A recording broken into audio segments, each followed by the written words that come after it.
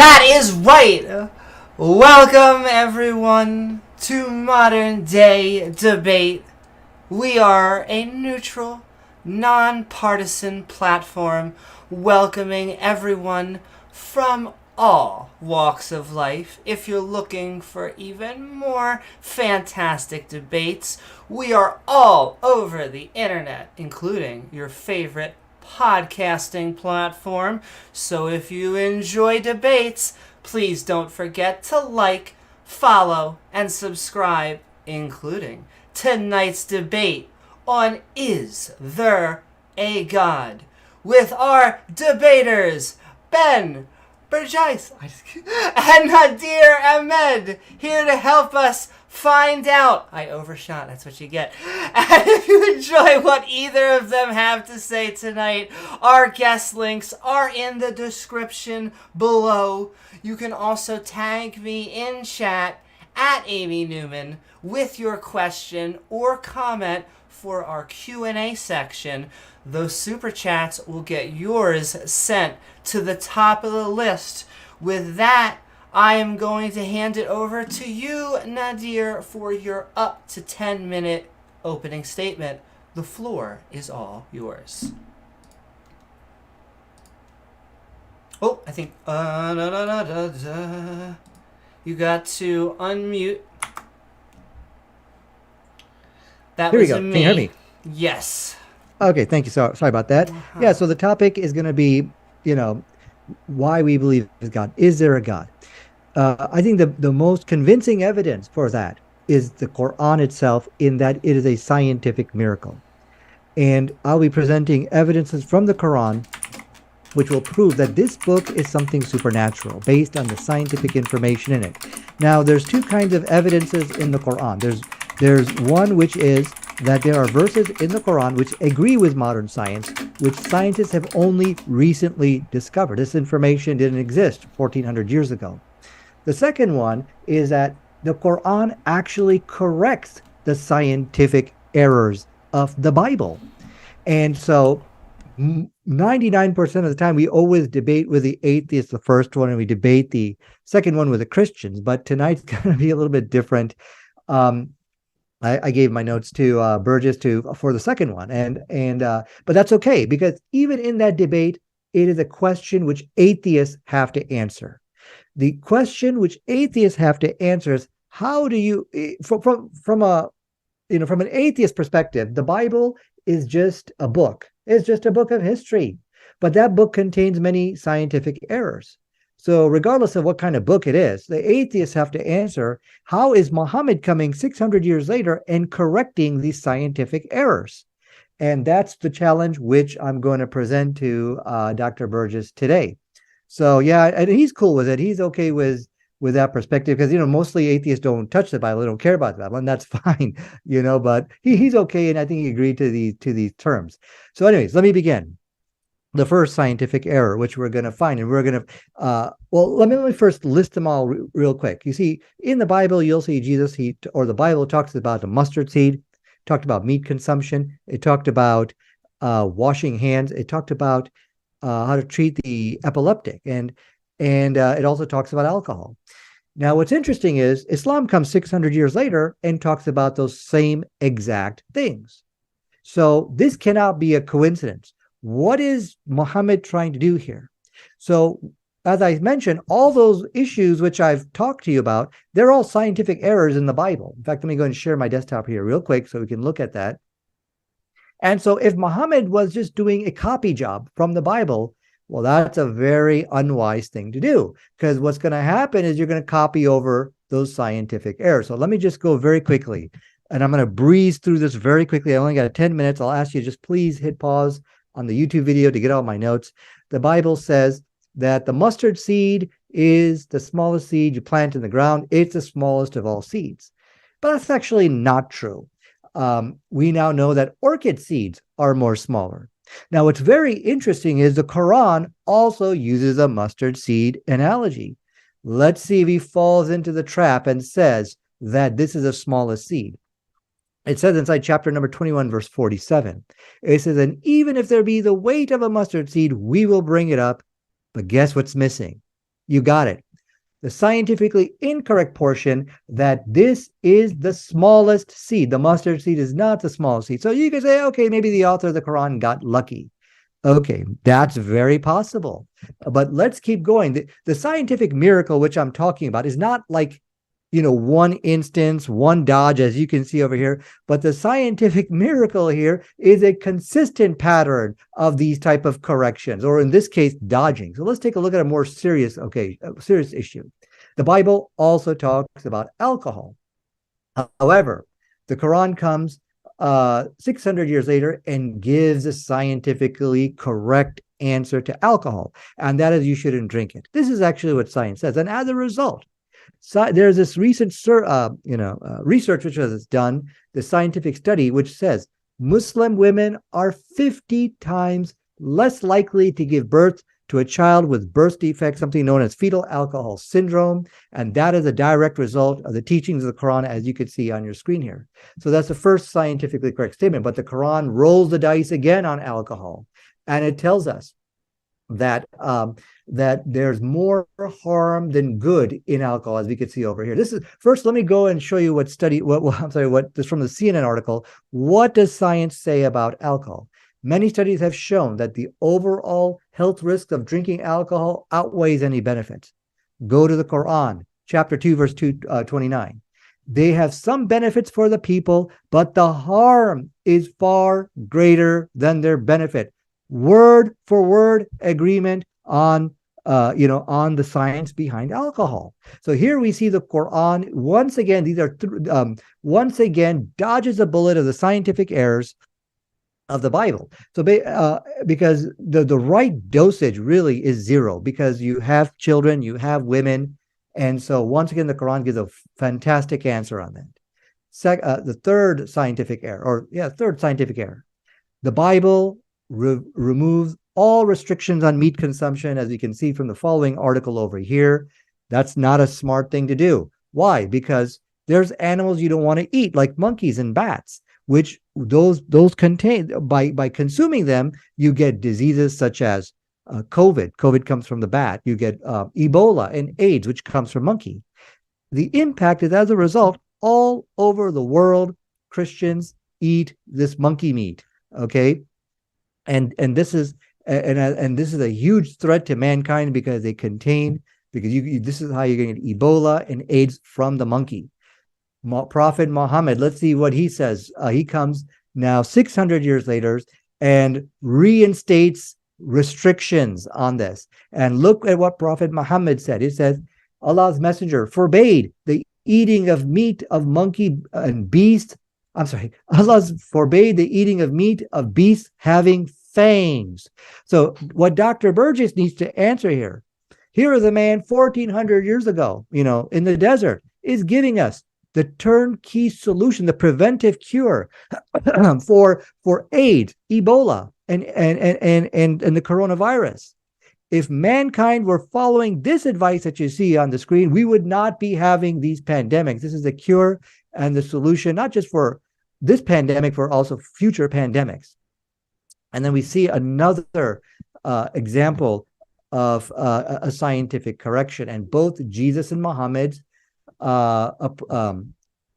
dealing with a child who has seizures. So basically what happened, Jesus looks at the child who has seizures and says, this kid's demon possessed. So here's the problem with that. As a result of that, okay, for the next 2,000 years, as you can see from the following study, if I can find it here, for the next 2,000 years, the epileptics are now stigmatized as being demon possessed, as we can see from Dr. Carl Oten-Nakin's article and his research on this, and others. They all put the blame on the teachings of the Bible for stigmatizing epileptics as being demon possessed. But once again, we see another correction. Prophet Muhammad, an epileptic child comes to Prophet Muhammad. And what does Prophet Muhammad say, as we see in the following hadith? Does he accuse the child of being demon possessed, thus causing this type of horrible stigmatization upon them? Watch what he doesn't say. The Prophet Muhammad simply says, I will invoke Allah to cure you. So here we see something like 4 or 5 scientific corrections to the Bible. So let's now do a little bit of math here. Now I have more. There's actually a lot more, but unfortunately I only have 10 minutes. I'll try to get to the other parts, maybe in our discussion. So here we see the question which Dr. Burgis must answer here. Okay, so we were to say, what's the probability of you getting it right like this? I mean, once or twice, yeah, you could say, okay, he copied from some ancient source or something like that. Yeah, I mean, there's no problem there. But you cannot keep getting it right every time. So if we were to say it's a 50, let's just be generous and charitable to Dr. Burgis. We say, okay, look, it's about a 50% chance of getting it right on alcohol, 50% chance of dodging the bullet on mustard seed, 50% chance on dodging the bullet on the epileptic child. If we were to add up all this probability, and I think I've given you something like 5, I think 4. I've only had time for 4. So that's 2 times 2 to the 4th power. That's the problem. Let's see, what did I give you? Mustard seed, alcohol, epileptic, and I'm gonna give you 5. And the COVID. So if we were, so that's 2 to the 5th power. That's the probability, and that's going to be the denominator. That's the probability of you just getting lucky each and every time. So why the Quran is a scientific miracle here is because of the frequency, not the individual occurrence. Once or twice, we could just pass it off as nothing. But the frequency of these corrections again and again and again. And this is something which proves that this is something supernatural. Only a prophet of God can correct 5, actually there's 6 scientific errors, lifting the biblical curse from mankind and setting the victims free. That's what we saw with the case of the epileptic child. We saw that, giving the cure for these terrible zoonotic diseases. That's what COVID and Ebola and these things are. And this is something which is consistent. So it's not just that the Quran is agreeing with science, but the impact it is having upon humanity also as well. So I believe that is my time, and I'll go ahead and turn it over to Dr. Burgis.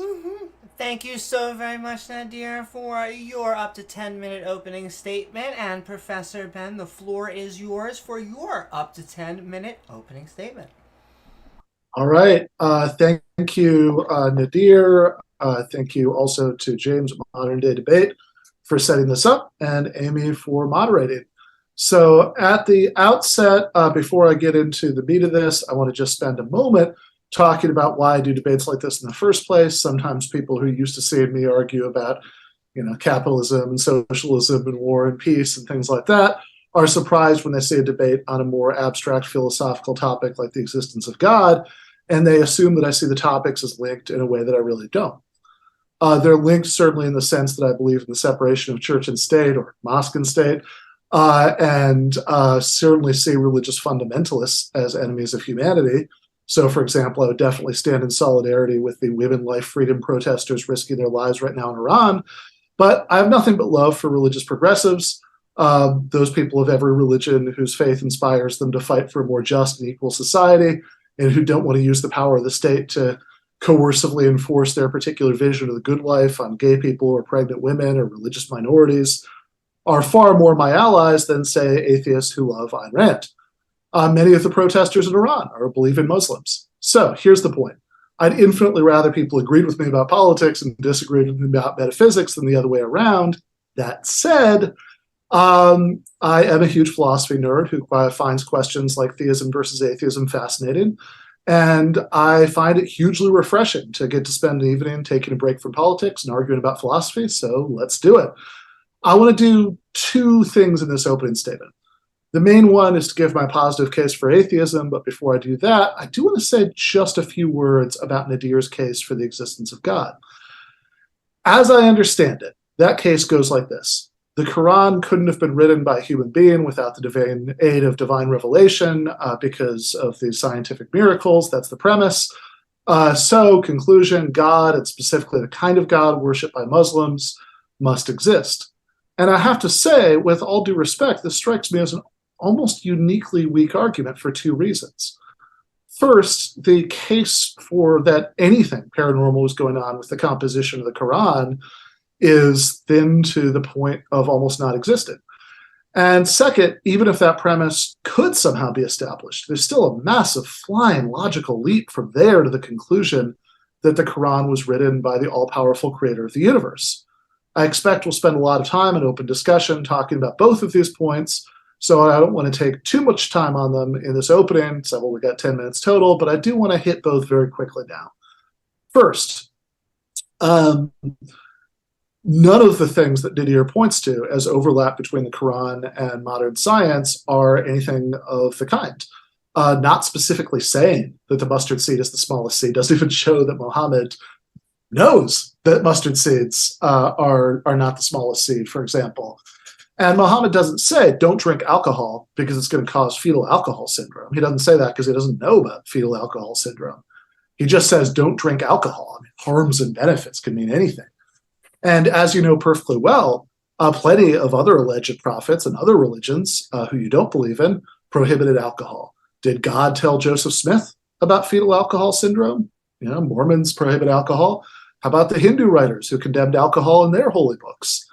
And even when it comes to better examples, which again I have to say I haven't heard any in this opening, but but if there are better examples, even when it comes to those examples, for Nadir to even begin to make his case, he would have to compare his examples of real or alleged scientific accuracies in the Quran against the large number of scientific inaccuracies other people have pointed to in the Quran. The passages, for example, where the sun and the moon are spoke of as if they're similarly sized objects that both rotate the Earth, putting the Earth at the center of the solar system, or the ones that seem to endorse a flat Earth or a young Earth creationism. I will cheerfully admit to knowing far less about the Quran than Nadir. I don't think I'm shocking anybody there. But even I do know that much. Second, and much more importantly, even if we did have some reason to believe that something paranormal is going on with the composition of the Quran, this wasn't just a regular, unaided human being writing this, which, to be clear, I would say we absolutely do not have any reason to think that, that would still be 100% irrelevant to the topic of tonight's debate. It would actually be far easier, for example, to convince me that Muhammad found out things most humans would discover centuries later by means of time travel or visitations from scientifically advanced space aliens, since however unlikely and outlandish those scenarios are, they're both far more consistent with the evidence we have about what the universe is like than the existence of the kind of God postulated by Nadir. Even an explanation that invoked magic without bringing God into it would be a better explanation than the existence of such a God. And explaining why that is takes us to my larger case for atheism. Now, when I say I'm an atheist, that doesn't just mean that I lack a belief in God. I've always thought that was a terrible definition. My miniature schnauzer Lucy would be an atheist if that was all it meant. What I mean is that I've thought about it and formed the belief that there is not a God. That doesn't mean I claim absolute certainty. Few, if any, human beliefs lend themselves to absolute certainty, but I will admit to being pretty confident about this one. Okay, so why do I think it's so unlikely that there's a God, and particularly unlikely that there's the sort of God worshipped by Nadir? The first, and for the sake of time, I'm just going to lay down a marker here, we can go back to an open discussion, is that all of the philosophical arguments that have been advanced for the existence of God over the centuries, I find really unconvincing. The ones that I think are much better arguments than Muhammad doesn't specifically say mustard seeds are the smallest kind of seed. And even if there was no evidence one way or the other, all else being equal, the simpler explanation would be that there's no God. If I claim there's a tiny invisible leprechaun dancing around on the palm of my hand, singing the flogging Molly song, What's Left of the Flag, at a pitch that human ears can't detect, and the leprechaun can use leprechaun magic to evade any test that we can come up with for this, you wouldn't be agnostic about the existence of the leprechaun. You wouldn't reserve judgment. You'd form the belief that it was extremely unlikely that there was a leprechaun. And that's even if there wasn't any evidence one way or the other. But at least if we're talking about the kind of God that a devout Muslim like Nadir believes in, one who is supposed to be both all-powerful and all-merciful, or, equivalently the God that his Christian and Jewish counterparts believe in, who has the same two properties, then we actually have excellent evidence that no such being exists. A God who has all those properties, philosophers often say all PKG, for all-powerful, all-good, all-knowing, would want to prevent children from starving to death, and he'd be able to prevent children from starving to death, but children do starve to death. He'd want to save COVID patients and cancer patients, and he'd want to stop children from being raped, but COVID and cancer and child rape do still exist. As my late grad school professor, Quentin Smith, pointed out in one of my favorite papers of his, even the natural laws that require some animals to inflict massive amounts of pain and suffering on other animals who they kill and eat add up to decisive evidence against the existence of an all-PKG creator. Now, some theistic philosophers have tried to come up with ways around this problem. I know I am running short of time, so I will just lay down a marker here and say that neither references to free will or any of the other creative solutions they've come up with do much to counter this mountain of evidence against the existence of an all-PKG God. Now, I hope we get back to that point in the open discussion so we can actually talk about it because, and with this point, I will hand the floor back to Nadir, if we're going to have a real conversation about whether there's any reason whatsoever to believe in the existence of his God, the discussion is going to have to be about stuff like that and not these frankly irrelevant claims about what's in the Quran. Woo-hoo. Thank you so very much, Dr. Ben, for your opening statement. And with that, the floor is actually both of yours for our open conversation. Right back to you guys. Sure, I guess I'll just go for 2 minutes real quick here. Yeah, so thank you. You know, first of all, I do accept this challenge about are there scientific errors in the Quran? Look, one of the many miracles of the Quran, it is in complete harmony with modern science. I would love to see these passages. I mean, the Quran said that the shape of the earth is flat. If the Quran said that the sun and the moon are equal size, then I'll have to concede defeat tonight. Of course, the Quran is wrong. So I would love to see those verses. And this is a perpetual challenge we have been giving the atheists. Come, show us where it contradicts Quran. And we've had many debates on that. Most atheists actually run away from that debate because they see it now as being unwinnable for them. But anyways, let me just address some of the points you said. You know, you said that, you know, the whole issue is about, you know, other people have concluded not to drink alcohol, and they actually did give the correct scientific answer.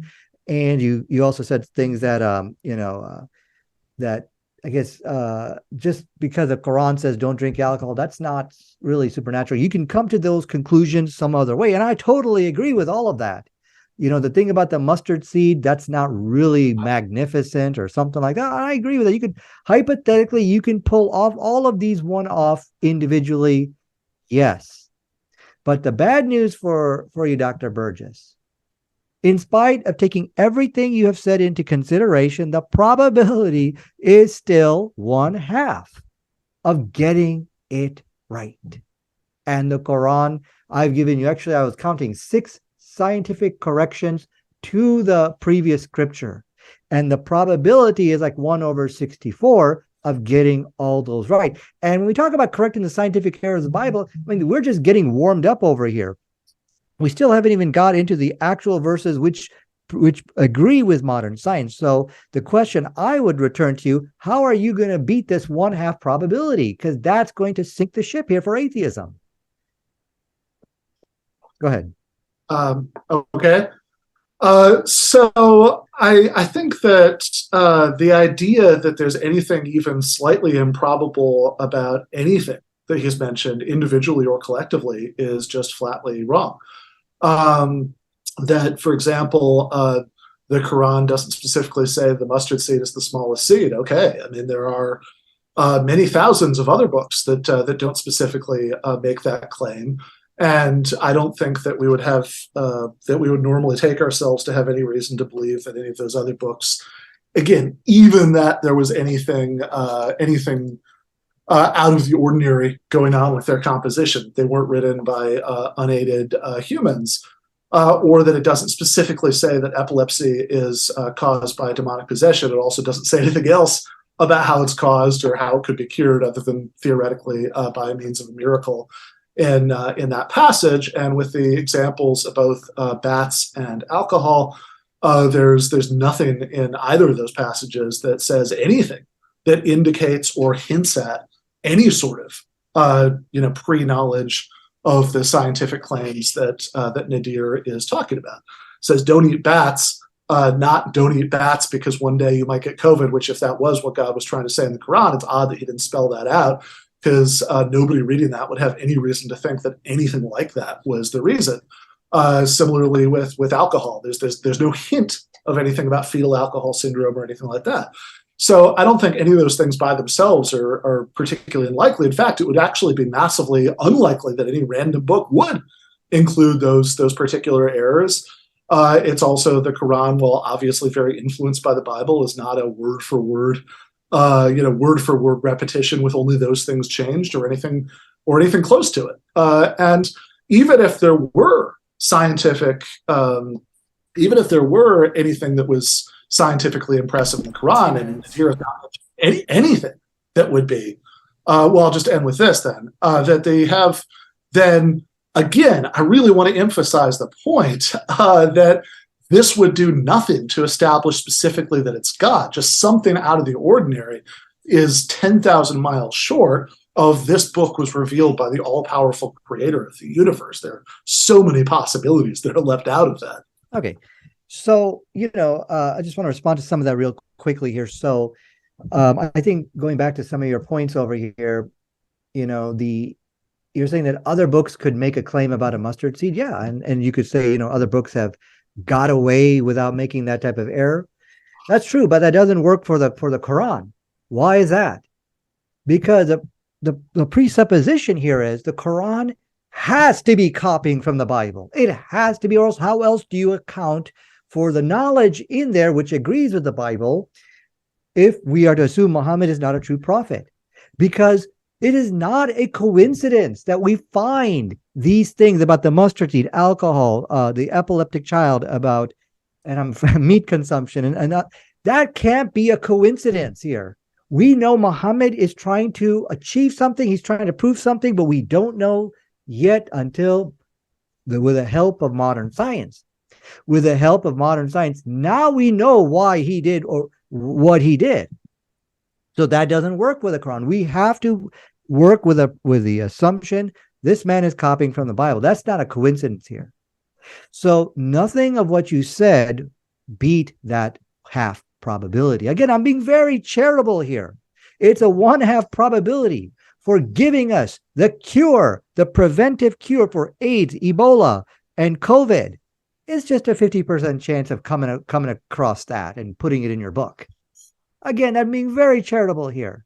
So you are nowhere in the ballpark of beating the scientific evidence for the Quran. And I do admit, the scientific evidence for the Quran proving it to be supernatural, it's not going to answer every question, which is going to lead to the conclusion of God. But that's okay. This is just part of it. We have more evidence after this. So, you said that, okay, well, the Quran, there's no evidence that you really knew that the correct scientific information in your book is for a specific reason. Well, yes, that's true. So this falls under the category of coincidence. A coincidence means that you said something like don't eat animals with fangs. You didn't really mean to agree with science. It just happened accidentally. So all you're doing now is just arguing coincidence. That's not going to work. That's not going to beat the 1/2 probability. So I'm going to give you another opportunity. How are you going to beat this math? She said 2 minutes quite a while ago. Let me okay. I'm sorry, I didn't hear. Cut into this. I want to say first of all that the options are not that it's a word for word copy of the Bible minus these things that you're for some reason I cannot figure out calling corrections, which they aren't corrections. They're just these specific things not being in there. Lots of other specific things that you can't claim are scientifically inaccurate also aren't in there. But the options are not either Muhammad is a true prophet of God, or else Muhammad is copying the text word for word from the Bible. Nobody believes the second thing. But nobody who rejects the first thing believes the second thing. What they believe is that Muhammad was aware of the Bible. He was influenced by the Bible. Sure, it's not a coincidence, but that doesn't mean that he's copying it word for word. It's heavily influenced, but there's tons of stuff in the Bible that's not in the Quran, including plenty of things that I don't think you can claim are scientific corrections. So it's not 50-50 that that one of these things that there be some particular claim in the Bible that you want to say is scientifically inaccurate and it wouldn't end up in the Quran. It's not even particularly likely. I mean, it's 99.999% that any particular claim made in passing in the Bible wouldn't make it into the Quran, given the hypothesis that Muhammad is influenced by it, but not copying word for word. I should also say it's not a coincidence to say that that, for example, people might, some scientists, I think you are oversimplifying what current science says about alcohol, but forget that it's not a coincidence. Let's say science, for the sake of argument, was to unambiguously said what you said it said about alcohol.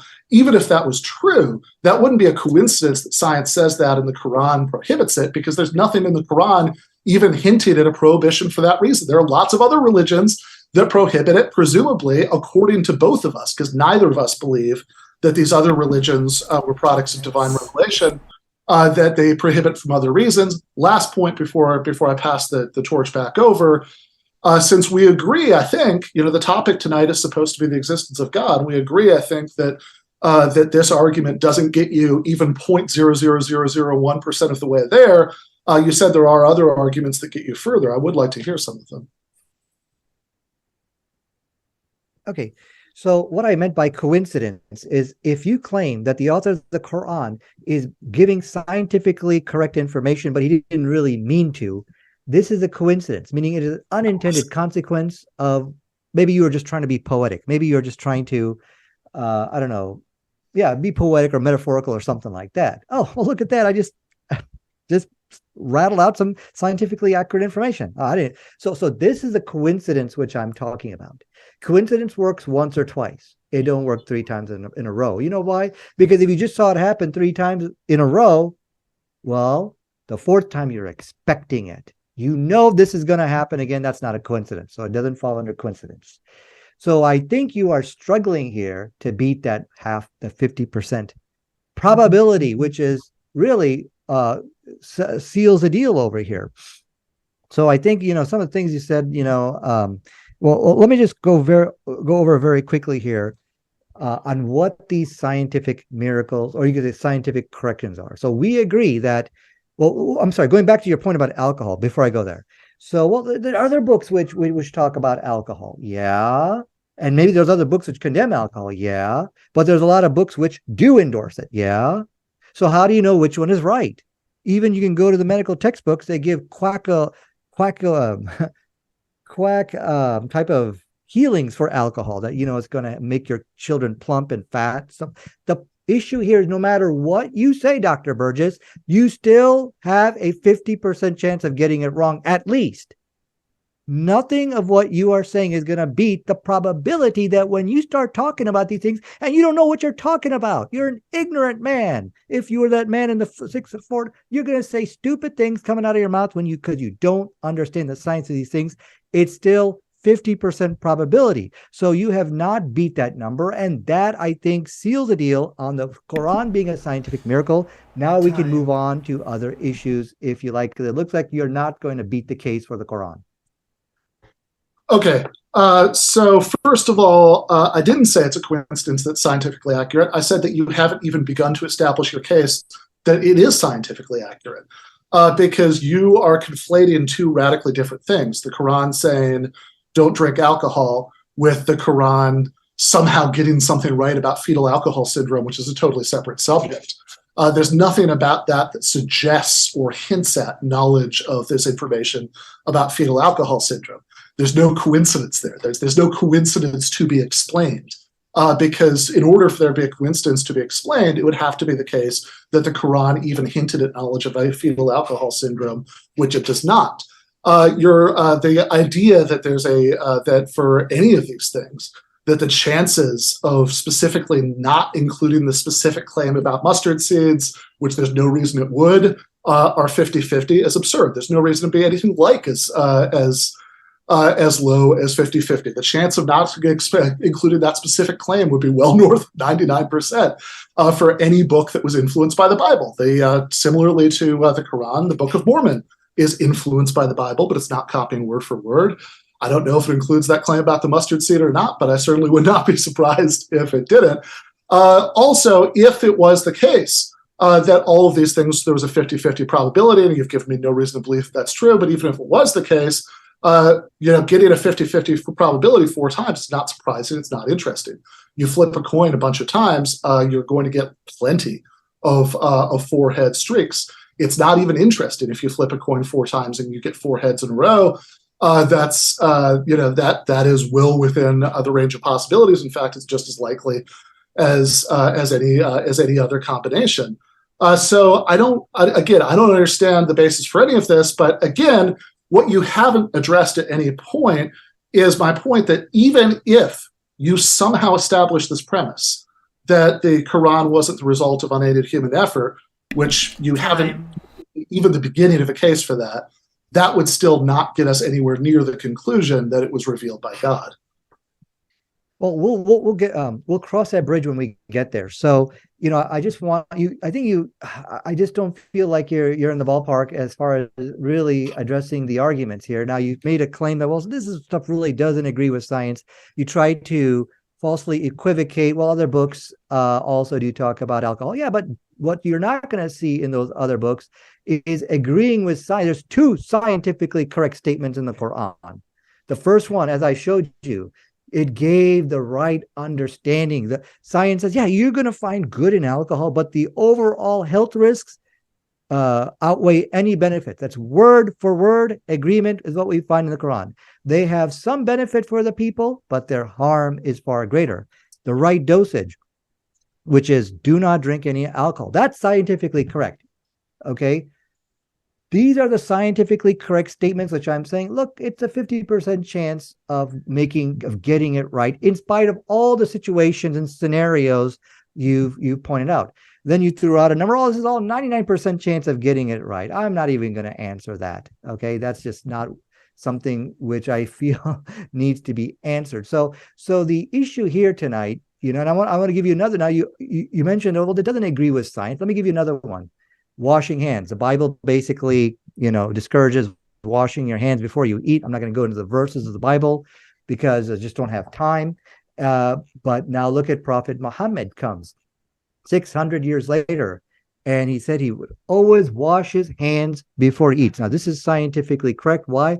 Because you have a lot of germs, parasites on your hands. And science not only says to wash your hands, but make sure you clip your nails. Once again, we see from the scientific evidence that Islam teaches to clip your nails and wash your hands.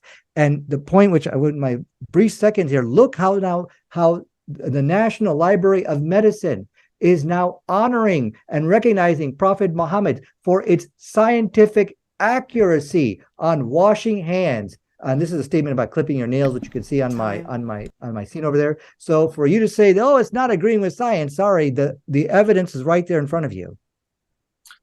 Yeah, none of that is an agreement with science. None of it even looks like an agreement with science, even superficially. That in every case, all of these cases, what you're talking about are instructions. You should do this. You shouldn't do that. But in order for you to get an agreement with science, so then we could even ask the question you want to ask about, is this just a coincidence, or how likely is this agreement? You would need it to even hint at agreeing with science, at prohibiting these things for health reasons, none of which hints are there. You said there's this word for word agreement that the health benefits are outweighed by health risks, but there's nothing in the wording in the Quran that even hints that any of this has anything to do with physical health. It just uses the word benefits and harms, but that could mean anything. In fact, a vastly more plausible explanation is that benefits are like you feel a sense of camaraderie, and it helps lower social inhibitions in a way that helps people celebrate and have joy. And the harms is that it leads to dissolute behavior. This is the kind of thing I actually think it's almost certain that is meant. So in order for you to get even coincidences, you'd have to establish that. This is part of why I say that I don't know why I'm supposed to take seriously this 50-50 number. And even if I did take that seriously for some reason, flipping a fair coin 4 times, getting heads 4 times is not even interesting. But again, what I really want to take the discussion to is that even if everything we've been arguing about, even if Nadir was right about 100% of anything, of everything we've argued about, I think it's 0%, but even if he was right about 100%, this would not even begin to be an argument for the existence of God, because there is a giant logical leap from the premise that this wasn't the result of unaided human effort to the conclusion that it was the revelation of the all-powerful creator of the universe. And if you want to say that, as one of my favorite people who did this, I like to say, all your work is still ahead of you. Okay, so let me first, correct you on some of your misunderstandings. I think well, first of all, you're contradicting yourself. You said there's no agreement with science, and then you started saying, well, where is it even a hint of that this was done for physical health? So those two statements contradict, because the second one, you're kind of conceding, okay, yeah, it does agree with science, but it's not for the reasons which you are thinking. This stuff was. He didn't state the reason behind it. So the problem is you are just, I think you're a drowning man clutching at straws at this point. You're not going to beat the probability of 50% for each and every one. Now we actually got, we got now 8 now. So it's 2 to the 8th power. So that's a denominator, and I'll do the math later. But let me first correct your false assertion that this stuff doesn't agree with science, which again, as I said, you're in a way you're kind of contradicting yourself. If I can share my desktop here, let's go right here. Oh, interesting. Can't share. Oh, can you see my screen, Amy? Because I see I am sharing, but. Okay, so here is the article. I don't know if you can see it in front of, if my screen is being shared. Sorry, I was not. muted, but yes, we can see it, but only okay, wonderful. Chrome, your browser. Oh, okay. Well, let me hit stop share here, and I will try to share again. And there we go. So here is an article of scientists praising Islam for its contribution, the efficacy of hand washing. Actually, let me get to you the article right here. So, but please keep in mind that the articles which I'm presenting to you are from scientists who have actually recognized Islam for its contribution to science. So yeah, here's the article right here. Okay, here is an article once again published on the very reputable, the National Center for Biotech Technology Information, praising Prophet Muhammad. Look at what it says over here. The Prophet Muhammad always urged Muslims to wash hands frequently, and especially after some clearly defined task, and clipping your nails, as I told you. So please correct yourself when you say it doesn't agree with science. It doesn't agree with science. Nothing you've said establishes any sort of agreement with science. Again, if there's a scientific claim about a health risk of something, and the Quran says, don't do that thing, that's not an agreement with science. That's not even something that vaguely looks like an agreement with science. You'd only get an agreement with science if it said, don't do this thing for health reasons, which none of the passages you've cited do. So that's one point. You just haven't even begun to make your case about any sort of agreement with science in anything in the Quran, and we've talked about that ad nauseum, but that's just not true. So that's the first point. But then the second and vastly more important point is, even if you did get agreement with science, and 8 claims in a book that lie, even if any of them were real agreements with science, which exactly 0 of the ones that you've cited are, 8 claims in a book that agree with science is not actually particularly interesting. I'm sure you could find the same in many, many, many other books over the course of thousands of years.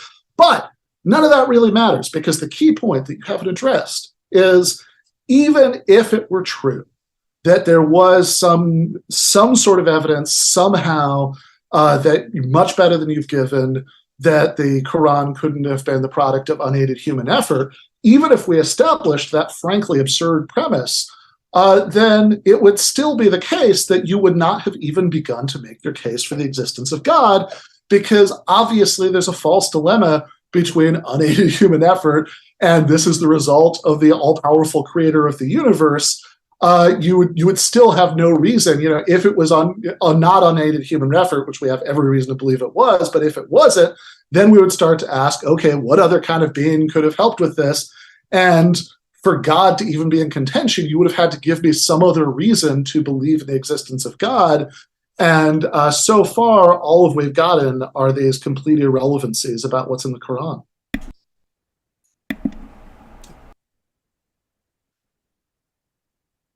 Oh, I think you're muted.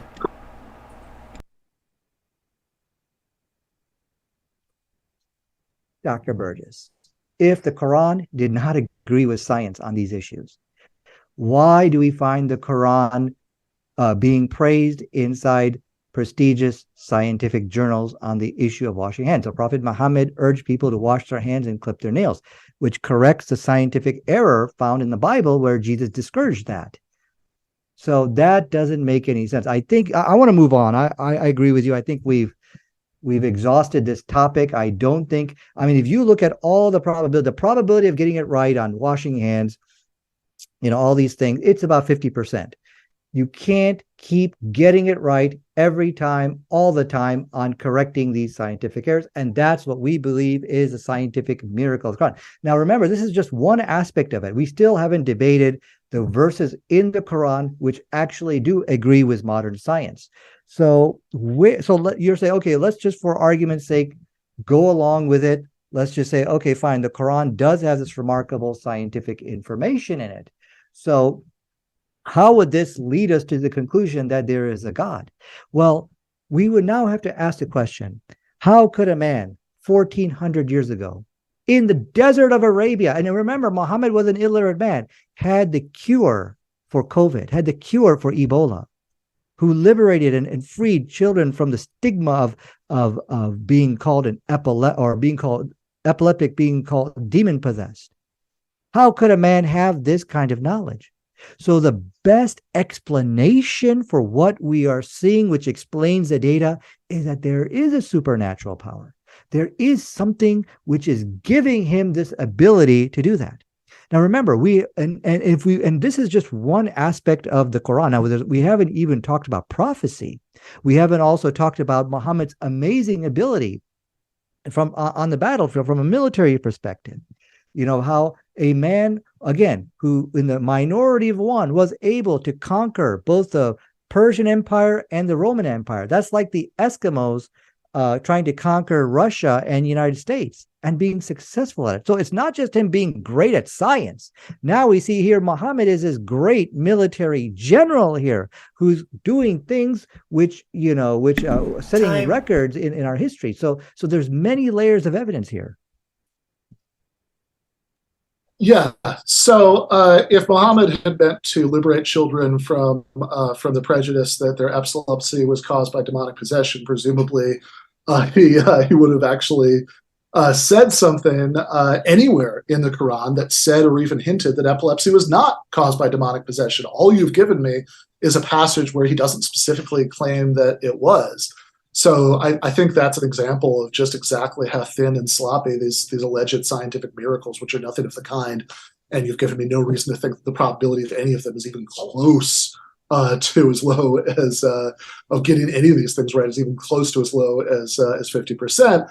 And the idea that Muhammad's military successes have something need a supernatural explanation, any more so than many other conquerors throughout history who were wildly successful, from unlikely starting points, is also very odd. But here's the larger point. Let's say, for the sake of argument, that you've given me some reason to believe that Muhammad could know the future in advance, that he could know that he would know that, for example, the reason he prohibits eating bats is that he knew about COVID, I have no reason to take that seriously, but let's assume that for the sake of argument. So let's assume that he had powers to know the future. Let's assume that that his military successes, were somehow supernatural in origin.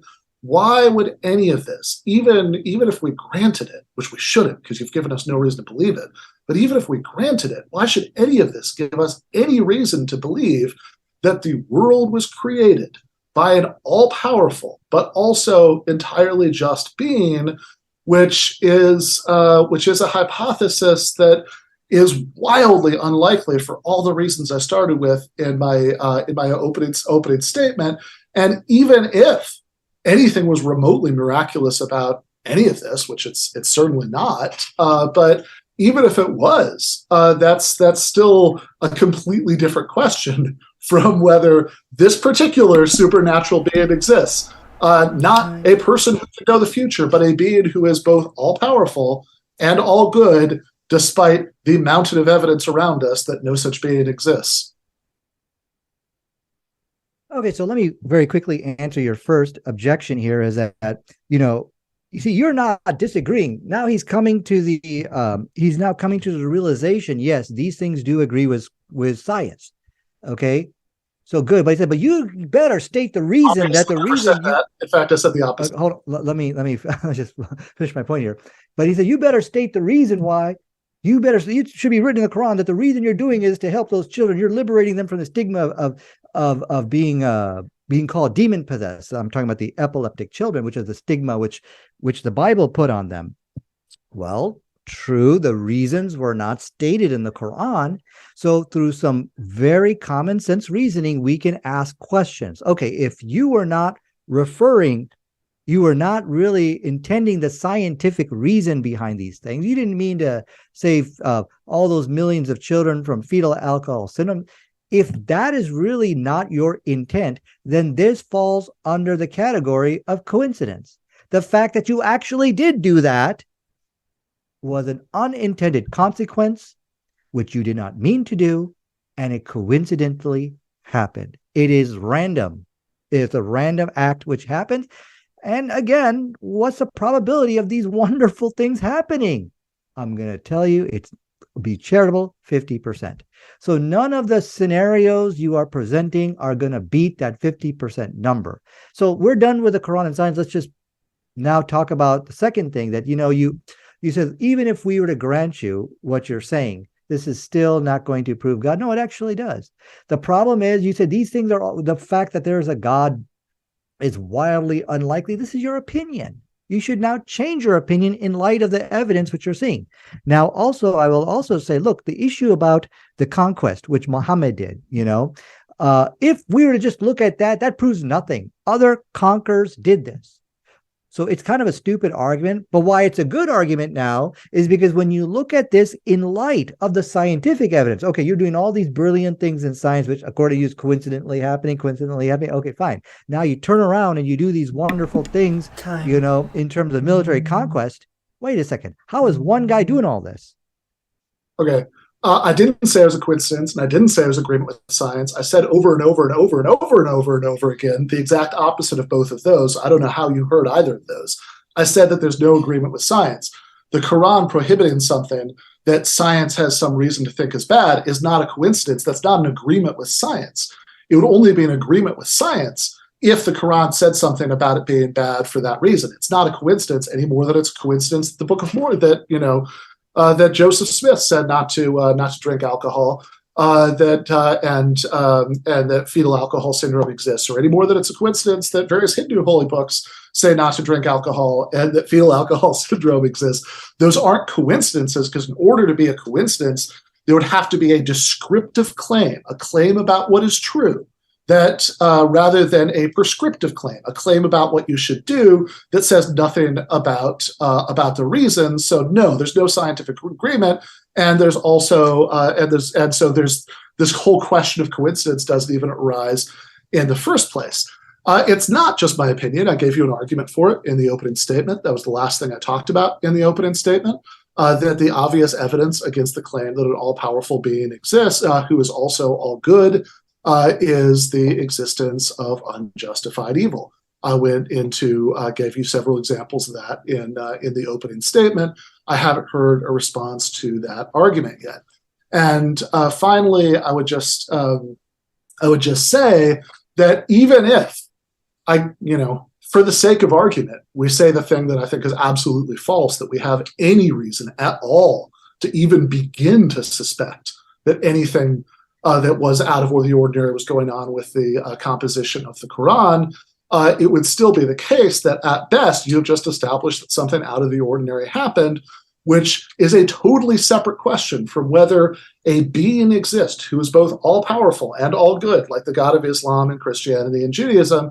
And on that, I just haven't heard any reasons. A supernatural thing could happen. There could be any number of things that are out of the ordinary happen without an all-powerful creator of the universe existing. Okay, so, I think this is a canard which you have kind of invented here to explain away the clear agreement with the Quran and science. See, you're saying, well, we're not going to accept this an agreement unless you state the reason. Give me a break.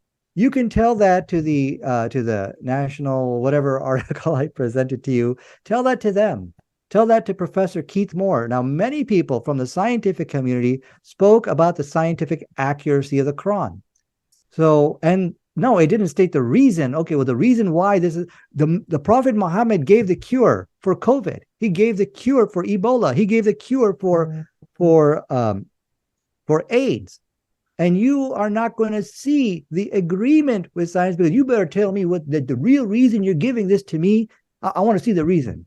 This is your own personal defense mechanism to salvage and to save atheism. Okay, so if the scientists, as I could present to you many scientific articles where Islam was praised. I gave you one, and they were cool with the fact that, okay, tell me that the reason why you didn't wash your hands, you were really doing that because there's parasites and other bacteria. No, show me that's the reason why you're doing it.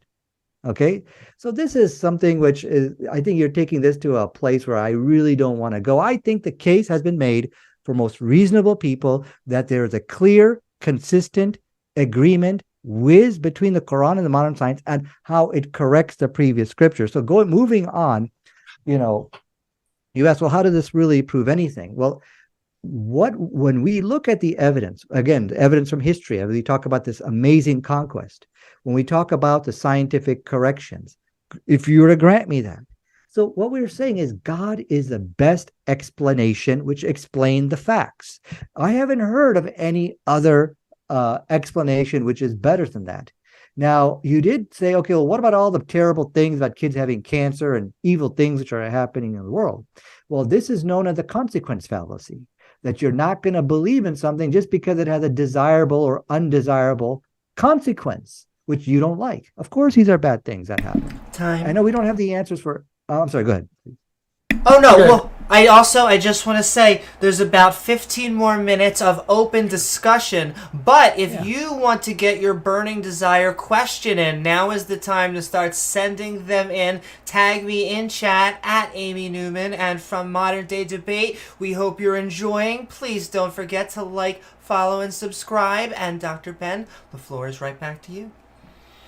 Yeah. So the existence of a article where in some scientific journal that uses some of these words in the title, I obviously haven't read the article, but is very weak evidence that even the author of that article believes that this is an amazing coincidence. I would certainly hazard that if we actually did a poll of scientists about whether any of them thought it was an amazing coincidence, your side would not win. I think we both know that for sure. So I think bringing up this one, bringing up this journal article, scientists praise Muhammad or whatever, that is frankly a little bizarre to take that as evidence for anything.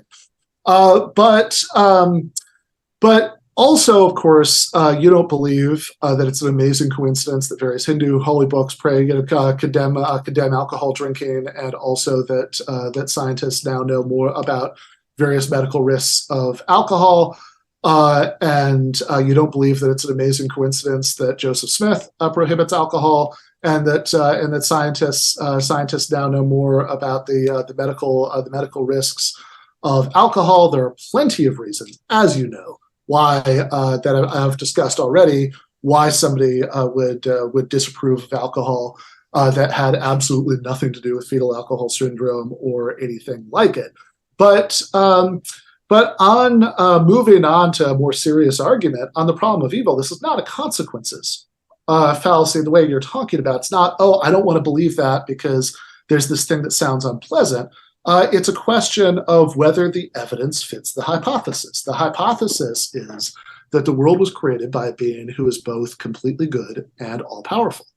And the problem is there's quite a bit of evidence that is in tension with that hypothesis. So these examples about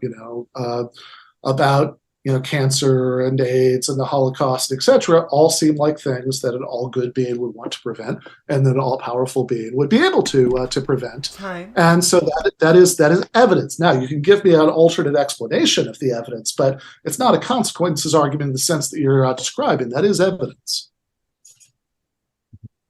So yeah, I think we're moving into this philosophical discussion about, why are there bad things? Why do bad things happen to good people? Sure, we can go there, but one thing I would like for you to do is, after this debate, when somebody tries to explain things from science to you, I want you to tell them you're not agreeing with science, so you tell me the reason you're explaining this science to me is really for this scientific fact. You really understand it and know it. See, if you were to apply this type of logic, in your daily life or wherever you work at, I think you would be laughed at, to be very honest with you. If there's a statement which agrees with science, as we have seen in Professor Keith Moore, many scientists have spoken about the scientific accuracy of the Quran and has been praised. We should just accept this agrees with science here. It's a clear, don't wash your hands before you eat. Science says that. Muhammad, wash your hands before you eat. No, there's no agreement with science there. I can't. What? Where? No, I can't see anything. No, I can't see anything there. Okay, so getting back to the issue of the problem of evil. So you need to let God be God. He has his own will. He has his own reasons for letting things happen in the world. I think it was Bertrand Russell. He was an atheist guy. He said, first God created man in his image. Then man created God in his image. So what that means is that we want God to conform to what we want him to do. And it just doesn't happen. The life is not like that. So it goes back to, I want to also give you another evidence. When I talked to, in fact, I didn't finish my point about the military conquest. I just want to read to you this one quick quote. Here we see another feat of Muhammad. He says, a small number of believers as compared to Romans and Persians conquered and defeated both these large empires. Later on, conquered Syria, Palestine, and Egypt, continuing going on and conquered in rapid succession North Africa, up to Spain, into France, and then the fall of Turkey in 711, sweeping over Persia and India, all within the 8th century, all within 100 years. They carried out a record conquest unparalleled in human history. He's not just a scientist, but also a brilliant general. Wait a second, this doesn't make sense. Okay, nothing you said makes Muhammad a scientist. And nothing you said is in agreement with science, and none of it is anything that, in any other context, anybody would ever suggest was in agreement with science. Science doesn't say don't drink alcohol. Science might say here are some health risks of drinking alcohol. If you said there are health risks, that's a prescriptive statement. This is what you should do. Science isn't in the business of doing those. Science can give you information that can be relevant to helping to decide what to do, but science can't tell you what to do. So somebody who says not to do something that there might be scientific reasons for isn't agreeing with science. They might be coming to that conclusion for any number of reasons, and we have no idea. There's not even the mere fact that anybody as many people did who are not Muslims before the discovery of fetal alcohol syndrome disapproved of drinking alcohol. That gives us no reason to think that there's even a 0.00001% chance that they believe that the reason was fetal alcohol poisoning. Now, on your answer to the problem of evil, I think that what you gave me was essentially what's sometimes called the mysterious ways solution. That we don't, that God must have some reason. He has his own will, you say. But that's not an answer. That's just putting a question mark in place of the answer. That's just saying, well, I'm confident that there must be some answer, but I can't tell you what it is.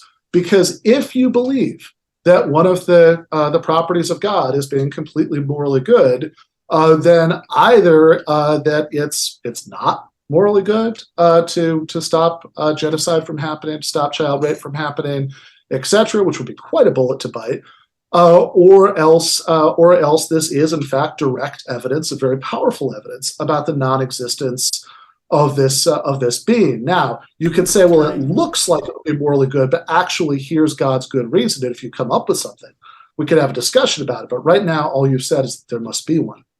Right. So yeah, kind of put aside the philosophical argument. I first want to correct your scientifically inaccurate assertions you made tonight. You said, well, the scientific position didn't say, well, don't drink alcohol. Actually, there's a couple of scientifically correct statements. Not drinking alcohol is one of them. Look, as you can see from the article over here, this is a CNN article, drinking any amount of alcohol causes damage to the brain, study finds. There is really no such thing as a safe level of drinking alcohol.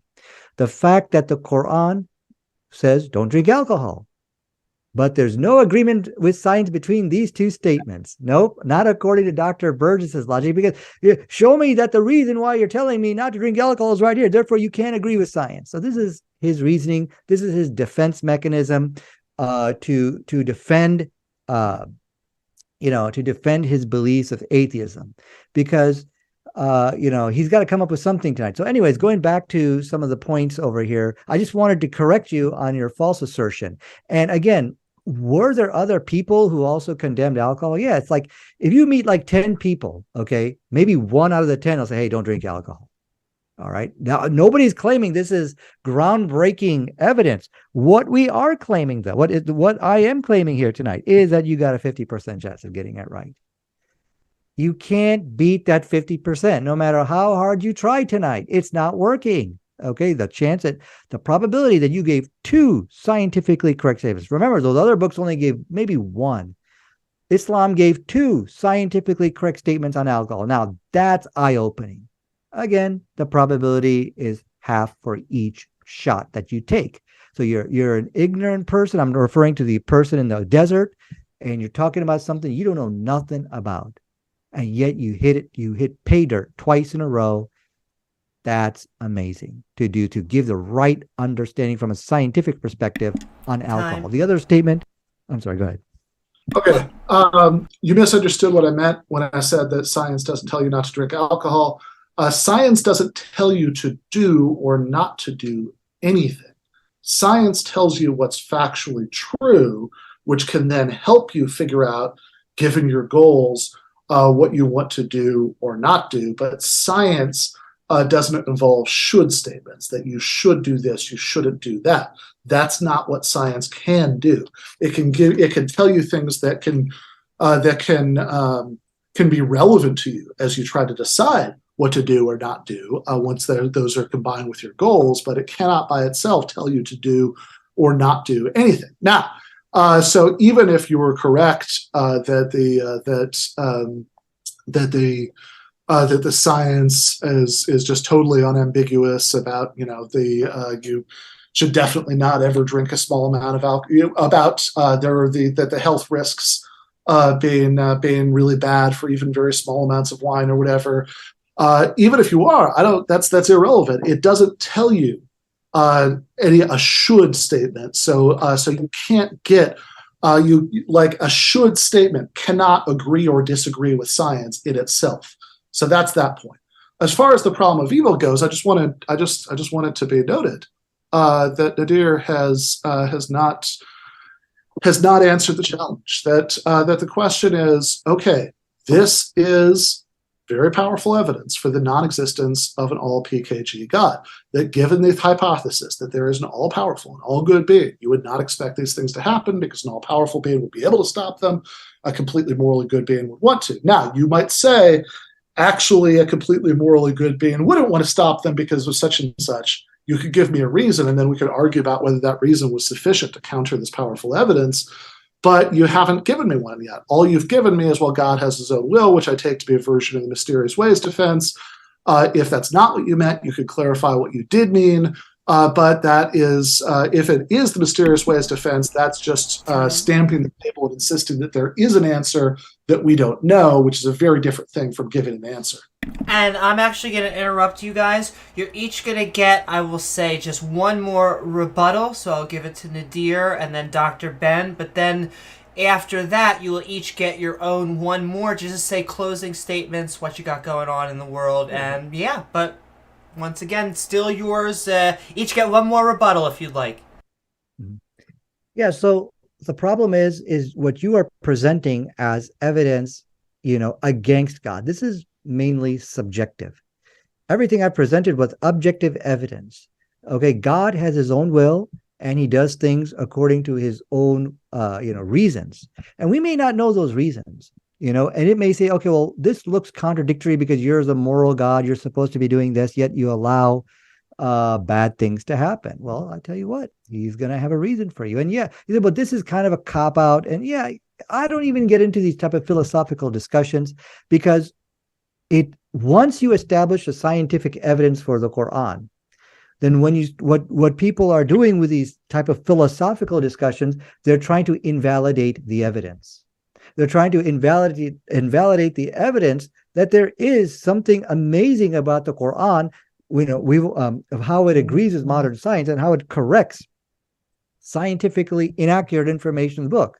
You say, well, I'm not going to agree, or I'm not even going to look at or entertain any of this evidence, even though it makes sense because of this, God, why did you do that? Why did you allow this evil to happen? So we shouldn't be engaging in these type of philosophical discussions to try to dismiss evidence, to make it disappear, make all what I've presented to you go away. So that's why I mainly stick with the science of the Quran. I mainly stick with, talking about the prophecies. Now, we didn't really get into prophecies. I'm not going to open up that can of worms. But what we have today is a man, Prophet Muhammad, who made 8 astounding scientific corrections to the Bible. The issue here is that where the miracle is, how did you not fall into the same traps as the previous author did? And I think for that, we really don't have a good explanation. And then you turn around and do this amazing military type of miracle, and then because of Muhammad, in addition to that, he starts a scientific revolution, which is known as the Golden Age of Islam. All of this is coming from an illiterate man in the desert. Okay. When Nadir says, well, I don't want to get into this because this is just an excuse not to look at it, what he's doing is he's refusing to answer the question. He's been giving an argument that serious philosophers who are theists, who believe in God, take very seriously and spend a lot of time trying to counter. He's been giving an argument that we have a mountain of evidence that God, that there cannot be a God in the sense that he believes in, a being who is both completely powerful and completely morally just. And he has essentially said 3 things. One, there was this mysterious ways defense. Well, there must be some answer, but we don't know what it is. The second, which is really shocking, is that this is subjective. So that, which sounds to me like an endorsement of moral relativism. Morality is subjective. Or if it's not an endorsement of moral relativism, is it an endorsement of the claim that we have no way of knowing what's morally good or bad? Again, it'd be a very odd claim for Nadir to make. And then the third was, well, it's not science, it's philosophy. Well, okay, yes, does God exist? That is a philosophical question. And the larger point, beyond the abject absurdity of saying that the Quran, among the many hundreds of statements, accurate or not, that are in the Bible that are not in the Quran, that includes some that were scientifically inaccurate. The utter absurdity of saying that there's something miraculous or even mildly surprising about that. The point is, even if we had reason to believe there was something out of the ordinary, that it was not a product of unaided human effort, this would not even get us 0.0001% of the way to reason to believe in the existence of God. Again, why God? Not scientifically advanced aliens visiting Earth. Why God? Not time travel. Why God? Not just saying that there are some people who have these powers to know the future. You have none of this. The topic that you agreed to tonight was, is there a God? and nothing you've said gives us the slightest reason to think so. And all right, I want to thank both of you guys for joining us, and then I'll just pass the ball right over to you, Nadir, for another round. If you would just like to summarize the topic, and if you would like, tell people what you got going on in the world. Oh, how long do I have? I mean, we were going by 2-minute ratios, but if you go over that, I won't pull your leg either. Oh, okay, so should I just make like my concluding remarks? Or? Yes, and then what we're going to do is go into the Q&A. So sending love to all the lovely people in chat. If you send in a super chat, that will try and move your question to the top of the list, and I guarantee I will try to get those. But if you're just a viewer, a subscriber, just tag me at Amy Newman, and we will try to read your regular questions too, because we love everybody. But once again, Nadir, just the floor is yours. We're talking God and what you got going on.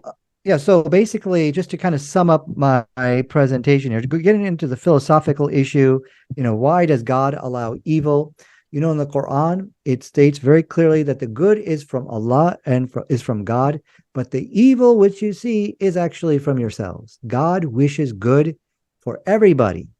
And as I told you, God has his own will. He has his own reasons for doing things. Just because you don't know what that is doesn't disprove that he does not exist.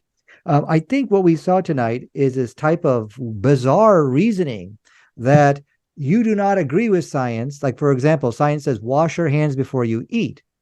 Muhammad says, wash your hands before you eat. There's no agreement with science there. Did you tell me the reason why about parasites? No, you don't state the reason why. Then there's no reason.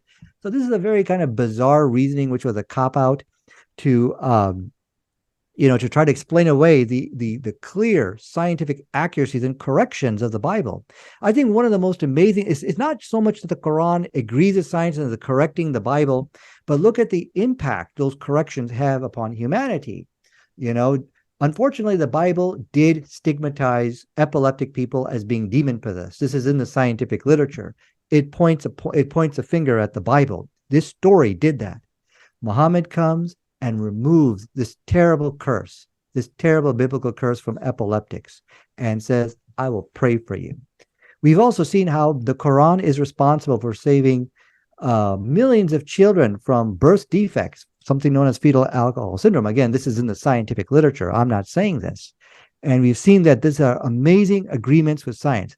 We've also seen that a man in the desert who's supposed to be an illiterate man is giving you the cure for COVID, Ebola, and AIDS.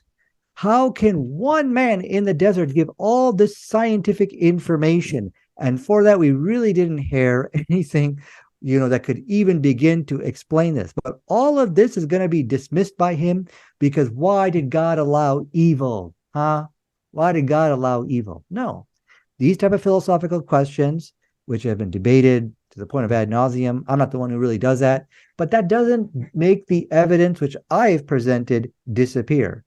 There was no way in this debate he was able to just, beat that 50% number, meaning it's a very easy, I'm being charitable to him. I'm saying, look, it's a 50% chance of getting it right. When you talk about something you don't know nothing about, you're talking out of ignorance on the science of alcohol, 2 scientifically correct statements, and you get it right every time, each time. That is amazing. So now the big riddle which I presented in the opening, why is it that we find the same topics as we find in the Bible? The mustard seed, alcohol, meat consumption, the epileptic child. Science has given the answer to that. Muhammad is correcting the scientific errors of this Bible. This is not only a challenge for Christians, but it is also a challenge for atheists. From an atheist perspective, it's just a book full of errors. And one of the reasons also why I invited Dr. Burgis to debate this, quite frankly, the Christians don't want to debate this. They know that the scientific errors in their book is indefensible, and they'll be a laughing stock trying to defend it. Of course, they have their apologetic articles and things like that, but if you look here on modern day debate, if you look, elsewhere, you'll see it's very, very rarely ever debated because it'll do catastrophic damage to their faith, these type of debates. But Islam is not like that. We are here today and tomorrow to debate these topics. So just to wrap up, I think I didn't hear anything from him which really was able to give solid answers of why we see the scientifically correct information in the Quran and the Hadith. So that's all I have. Okay. Nothing that Nadir has said tonight gives us any reason to believe that anything in the Quran or Hadith is scientifically correct. Science doesn't say you should wash your hands before you eat. Science says that here are the health risks of not doing it, but science doesn't say you should do that. That's not what science does. That's not what science could do. And science doesn't say don't drink alcohol. Science might tell you something about the risks of drinking alcohol, but it doesn't tell you not to. So there's no convergence between saying not to do something and an information about a specific risk of doing it. Many people, for many reasons, have said not to do probably every single thing on that list. And in no case, whether we're talking about Muslim cases or non-Muslim cases, does that give us the slightest reason to suspect that anything out of the ordinary was going on. So Nadir has utterly failed in establishing his premise that there's anything even mildly surprising, never mind miraculous, in anything in the Quran or the Hadiths. And certainly the 50% number, I don't know why I'm supposed to beat that. It's made up out of nothing. We haven't been given any reason to believe that the chances are anything like as low as 50% of saying so that you shouldn't do something that people might later have a health-based reason not to do. More importantly, even if he did somehow establish that premise, which he never came close to tonight, that would not give us any reason to believe that there's a God. Because even if something paranormal was going on with the composition of the Quran and the Hadiths, that something paranormal is a much, much different question than the question that Nadir agreed to debate tonight, which was, is there a God?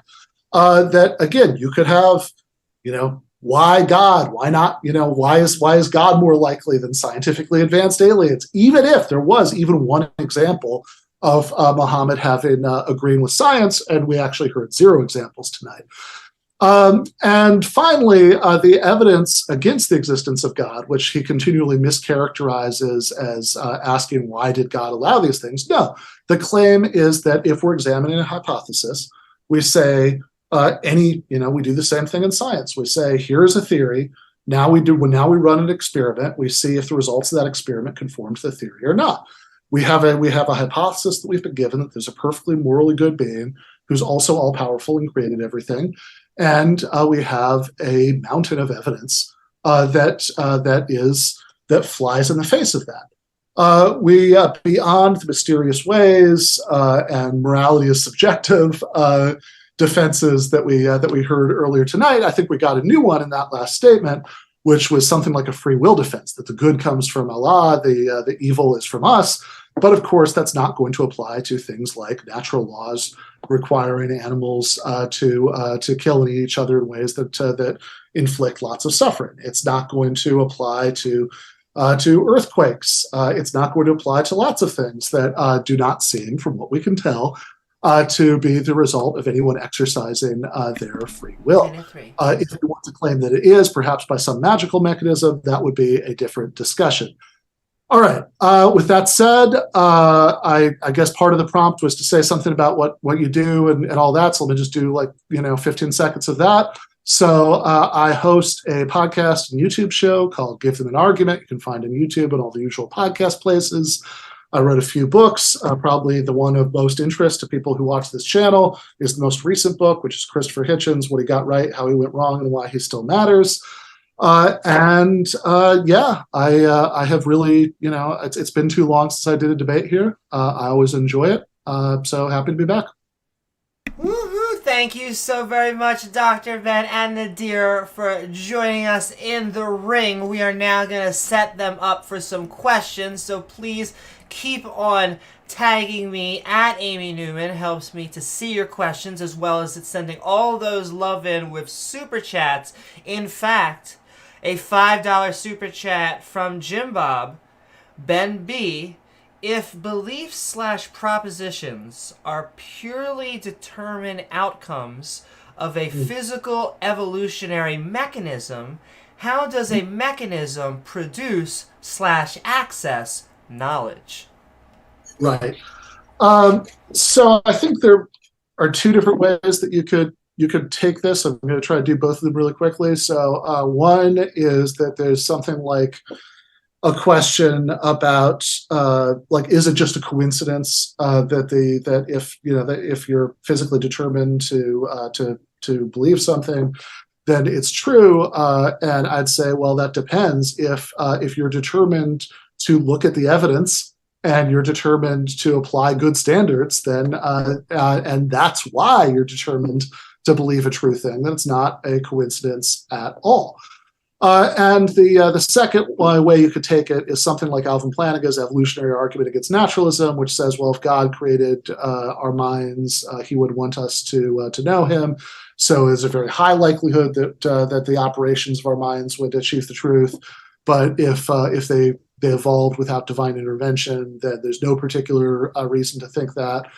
But the flaw in that argument is, well, if that assumes that the very thing that Nadir tonight was so eager to deny, which is that we know what God's will is, we know what God's intentions are, and it could very well be that a God exists who doesn't want us to know the truth. You have to establish that it's particularly important to God that we know that like various abstract things that we might ask questions about are true, in order, I think, for that problem to even get off the ground. Woo-hoo. Thank you so much for that answer and that super chat. Another super chat from Space is Alive for $5. Is smoking explicitly banned in Islam like alcohol? Are there any texts that explicitly say smoking is banned? If not, why aren't there? Mm-hmm. So I'll first ask a question here. Dr. Burgis said science doesn't tell you what to do. It actually does. It tells you don't smoke. Okay, not only that, but I'm just going to share my desktop real quick over here. Hand washing. This is from the CDC, okay, Center for Disease and Control Prevention. Wash your hands often. So for you to tell us that science doesn't tell us what to do, that's factually incorrect. They tell us a lot of things to do that we have to do. So going back to that, about smoking. Yes, smoking is considered wrong in Islam, but I think the overarching question here is, well, okay, so yeah, Islam did save children from fetal alcohol syndrome. So why don't we find, in fact, I'm going to improve that argument a little bit. Why don't we find the cure for, for heart disease, or why don't we find the right prescription for insulin in the Quran and for all the other scientific information? So the answer to that is, whatever scientific information we have find in the Quran, which has helped humanity, like, for example, not only just, not drinking alcohol, but washing hands. And of course, we have the cure for Ebola, AIDS, and I can't forget the other one. But anyways, look at how this has impacted humanity. Muslims do not eat monkey meat. We don't eat those type of animals, which can now cause these type of diseases, which has greatly helped humanity. But wait a second, we don't have the cure for diabetes in the Quran. The answer is you should be grateful, thankful for what you get. The author of the Quran, Allah or God, whoever you believe, he's under no obligation to give you the cure for all of these things which you are demanding of him. You cannot make demands of him. He has no obligation to do that. So I hope that answers the question.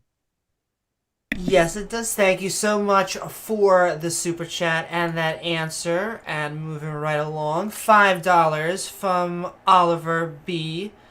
Nadir, if God is real, how do you know God does not lie to you?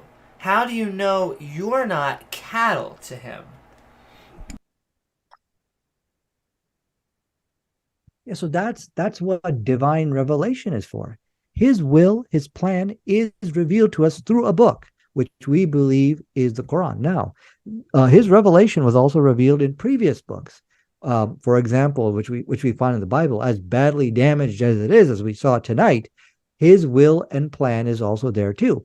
So through the revelation, through the statements, and this is another way is the God sends prophet to explain to us what is the path to salvation, what is his will and plan, and he gives us evidences to believe, like the scientific evidence we have seen. I think one of the most compelling evidence is Muhammad, an illiterate man in the desert 1,400 years ago, is giving us the cure, the preventive cure for COVID, for AIDS, for Ebola. That's something amazing, and he then starts a scientific revolution from there, which is known as the Golden Age of Islam, which has benefited all of humanity. So these are the many evidences of why you should believe Islam is true and to follow the Quran as his divine will and plan.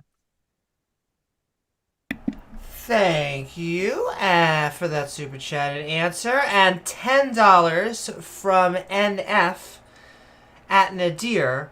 With respect to good instructions that the Holy Book gives, why do you think that it is more probable that God spoke it instead of some smart humans came to the conclusion? Right.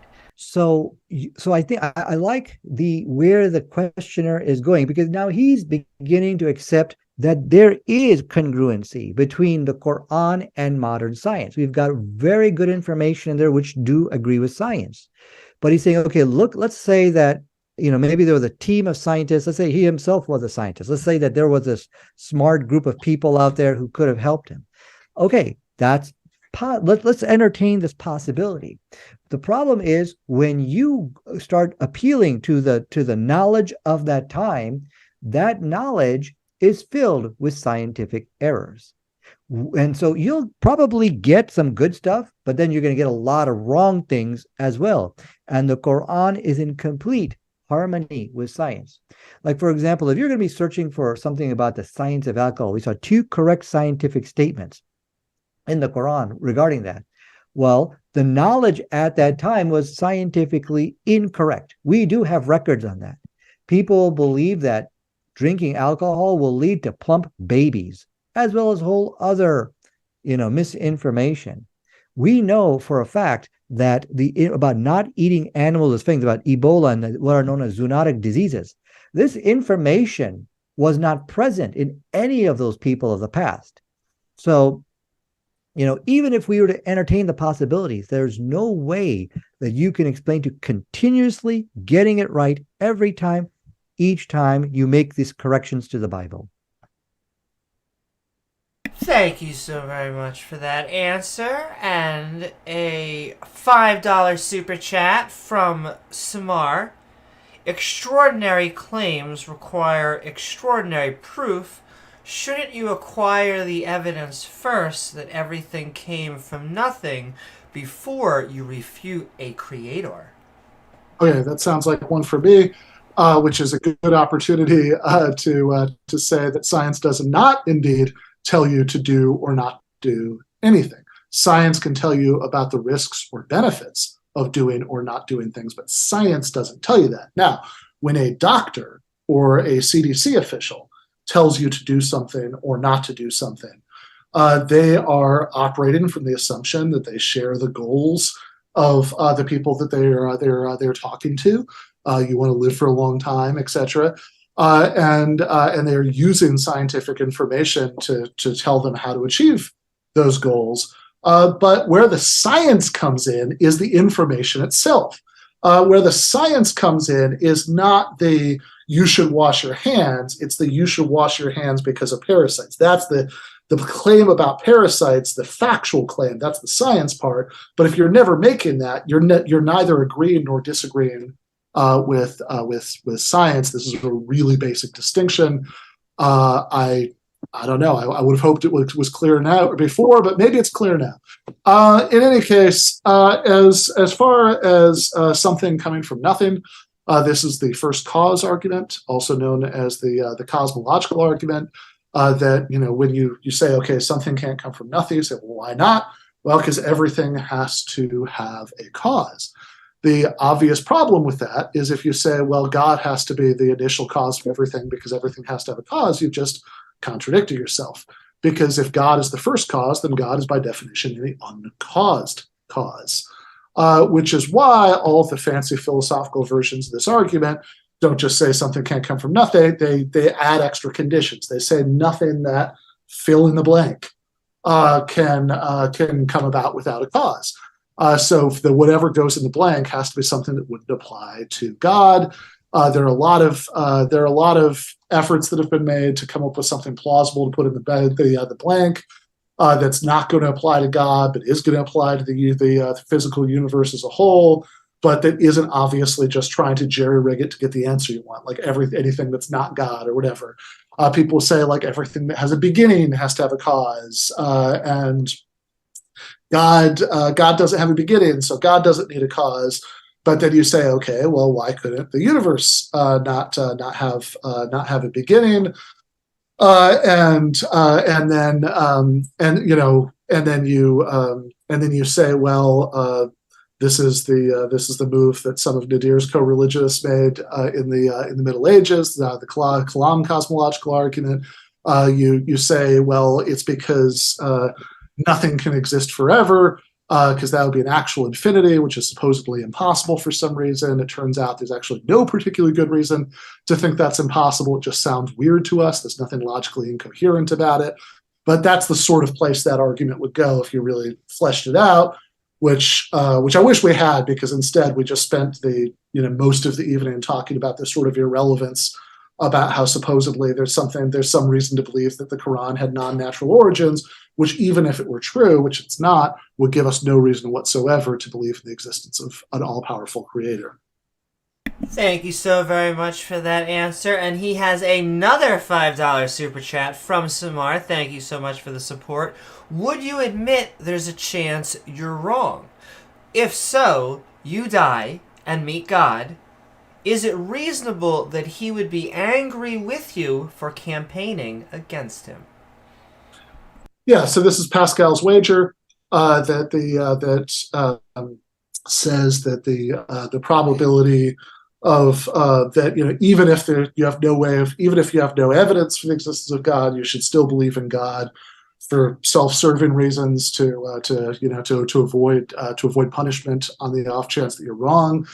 That you should believe in God as afterlife insurance, which I'm not sure any God worth the salt would be very impressed by. But even putting that aside, the problem is that a God who wanted you to believe in him would punish you in the afterlife. A God who was shy, who didn't want you to believe in him, might punish you for believing him in the afterlife and reward you for not believing him. A God who was very particular about which religion you chose and picked a different one would reward or punish you for that, etc. And of course, the religious person can fairly say, okay, Ben, but you just made that up. I mean, why should I take seriously the idea of a shy God, a God who prefers non-belief to belief? There's no reason to think that such a God exists.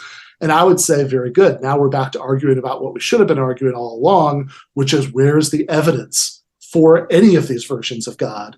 And I would say that there is none for any of them. Thank you for that question. Then we have another $5 super chat with both a question and then a super serial question.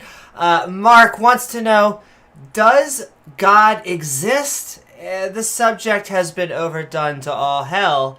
He screams, tell me, Ben and Nadir, does a devil exist? And is he in my Overwatch lobby? No, Nadir. So how we know, if the devil exists, this is, of course, is revealed to us through divine revelation, which is what we believe, in the Quran. Yes, there is evil in the world. And whether he exists in wherever you stated, I don't think so. I don't know. These are things which I don't think any of us would. I think the guy is basically joking there, so I'm not going to take him seriously. So, but I want to just point out one thing, CDC says wash your hands. So when I tell my kid, hey, wash your hands, I'm not agreeing with science. There's nothing scientifically correct or wrong about that answer. So I can never claim, hey, listen, I'm just giving them a scientifically right advice. This is the logic which Dr. Burgis is trying to give us to try to explain away the scientific agreement with the Quran. I don't know if anyone's here going to buy that. Thank you so very much for that response and for your super chat, Mark. And then a $5 super chat from Sergio. Nadir, your entire position, the cop-out, justify murdering apostates, underage marriage, and women as property without saying that it's God's will. Mm-hmm.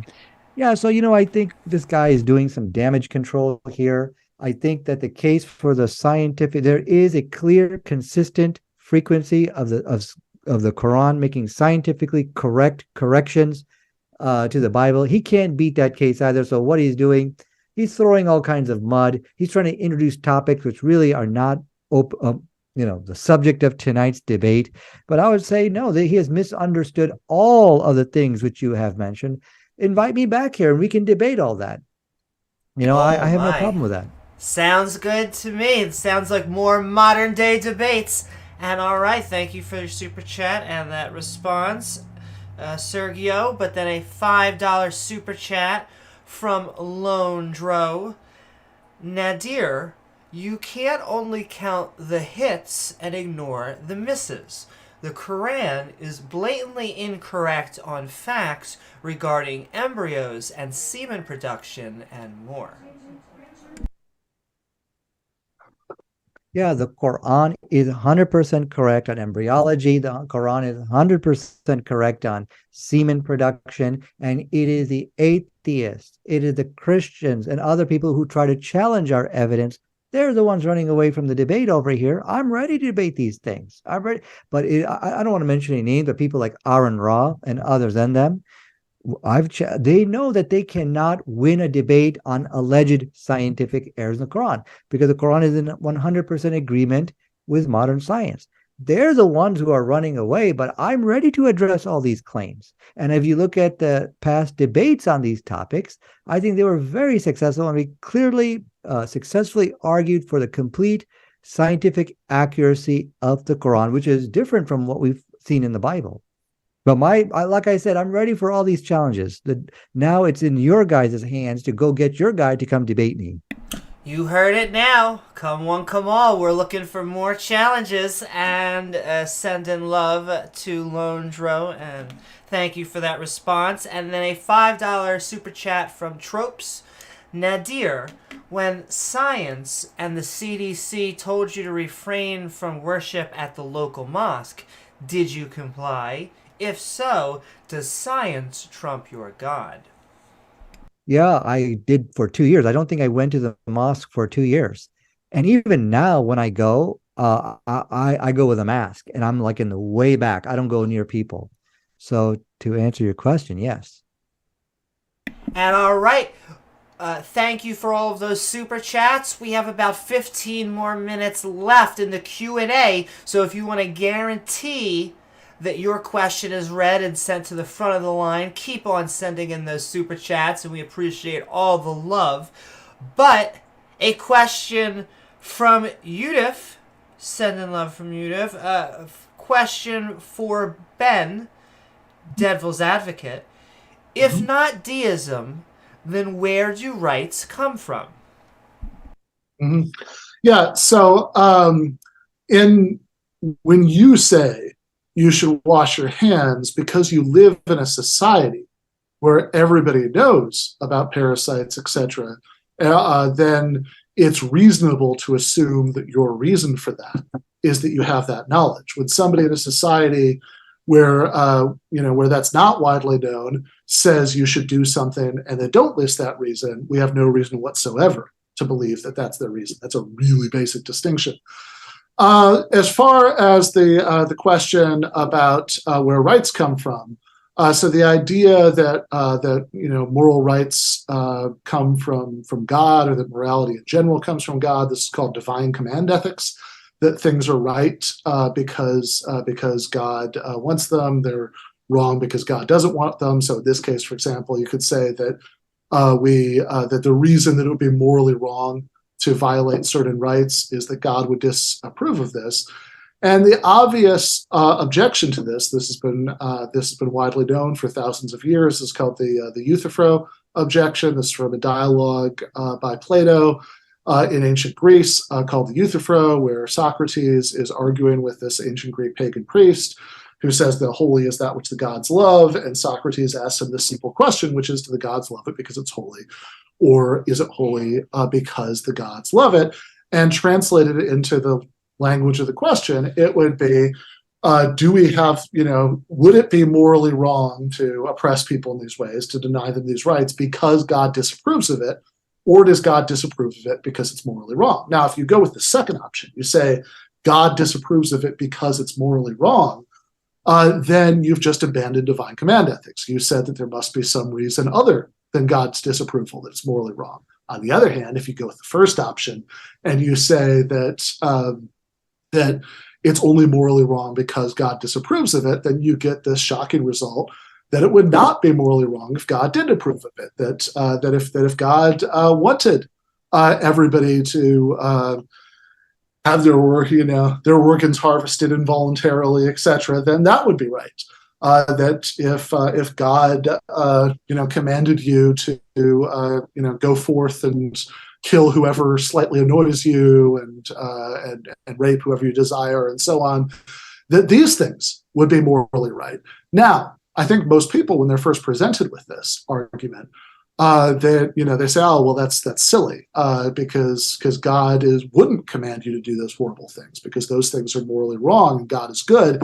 But notice that if you say that, you've just stepped away from divine command ethics, because if you say that, God wouldn't command those horrible things because those things are wrong and God is good, then you're saying that those things are wrong for some reason other than God's disapproval of them, which is exactly why it's the case that even theistic philosophers, right, philosophers who do believe in God, who are aware of these issues, why many of them have rejected divine command ethics. They say, look, God, God could be completely morally good, so God wants you to do only the good things and not do the bad things, but they're good or bad for some reason other than what God says, and whatever that reason would be, and which is obviously a giant philosophical question. That's the entire field of metaethics. But whatever the answer is, it's equally available to the atheist and the agnostic as to the theist. Thank you so very much for your response. And a question from Harsh Reality. This is a question for Nadir. Why did Muhammad often have semen all over his clothes? Lots of references, but one example is Shah al-Bukhari 232. Now, this is, I think what's happening is there's some nefarious people in the chat who are throwing rotten tomatoes. And I'm not going to answer these, these type of insults and things like that. I think they watch this debate and they're not happy with the outcome. And so they're engaging in this type of rotten tomato throwing. So I'm just going to pass on that. Sounds good. Thank you for that response. And I am trying to, we always say we're always looking for attacks on arguments, not the people. But I always want to like to think everyone has good faith. So thank you for all your questions and love so far, as long as especially our two interlocutors. More of a joke question, but Defeat Hypocrisy just wants to know if any of you partake in cannabis. No. Every once in a great while, but I'm middle-aged and boring now, so not very seldomly. There we go. And Origami wants to know, ask Nadir, what's the cure for AIDS? So the preventive cure for AIDS is not eating monkeys. So basically, how the AIDS virus came about, it is through the consumption of eating monkeys. And when you look inside from the hadith, the Prophet Muhammad, sallallahu alaihi wasallam, he forbade the eating of animals with fangs. So this is the preventive cure for the spread of these zoonotic diseases, and not just past pandemics, but also future pandemics. And I think the question, which is the astonishing question, is how could a man 1400 years ago have this type of precise scientific knowledge, which has, as you could see, such a huge impact on humanity? Thank you for your response. And then from Baked Alaska, is marrying a 6-year-old and consummating the marriage when she was 9 a healthy practice and consistent with science? Mm-hmm. Now, Islam does not promote child marriage at all. And we can, of course, debate that at a later time. But so the Quran, once again, on the issue of who to marry, is in complete harmony with science. And I will say, this is the last 5 minutes, folks. So if you want to guarantee your question gets read, please send in super chats. But we do want to respect our interlocutors' time. But I really do want to thank everyone who's been sending love and questions, as well as spending time with us. From Origami,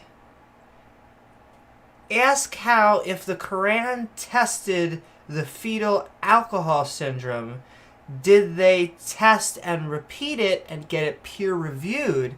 How did they come up with their conclusion? So, to answer that question, the argument, which I think you might be misunderstanding here, is the Quran gave a scientifically correct answer on alcohol. The impact of that was that it saved millions of children from fetal alcohol syndrome, according to the scientific literature, which I showed you in my opening. Now, the canard, which was presented today, was no, you have to now, we're not even going to acknowledge or even give credit to the Quran unless you specifically state that the reason why you gave the correct answer is because you were trying to save children from FAS.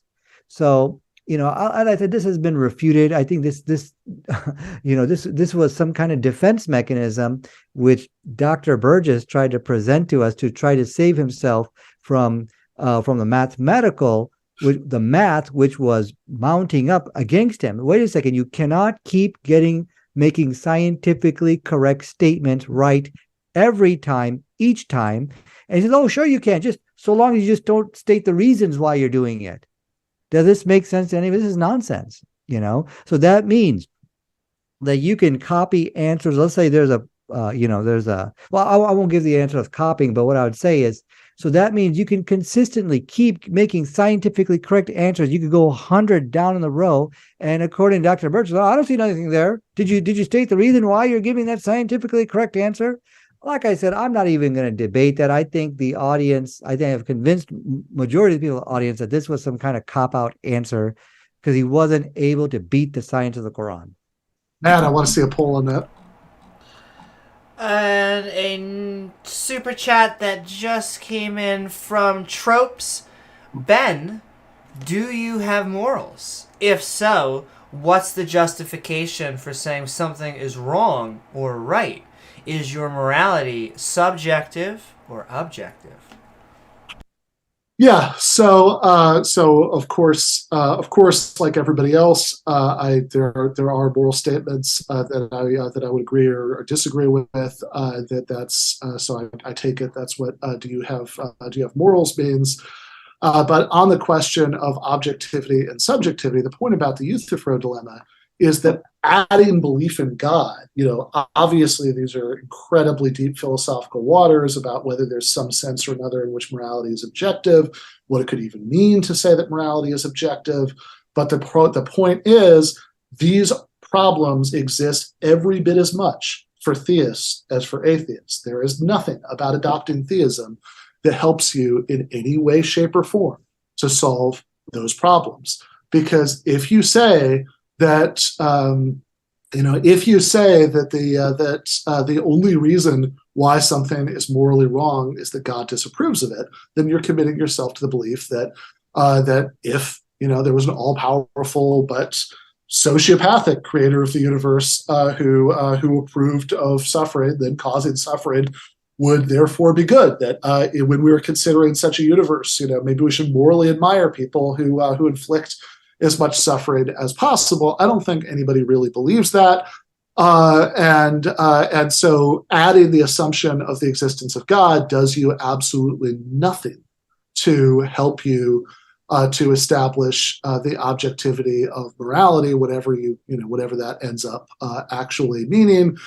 And I have to say, I love Nadir's claim that he's convinced most people in the audience. Man, please speak up one way or the other in the chat, because I wish we could do a poll on this right now. My guess would be different. And all right, I am going to read a question, a follow-up, and I think the last super chat, and that is going to be it.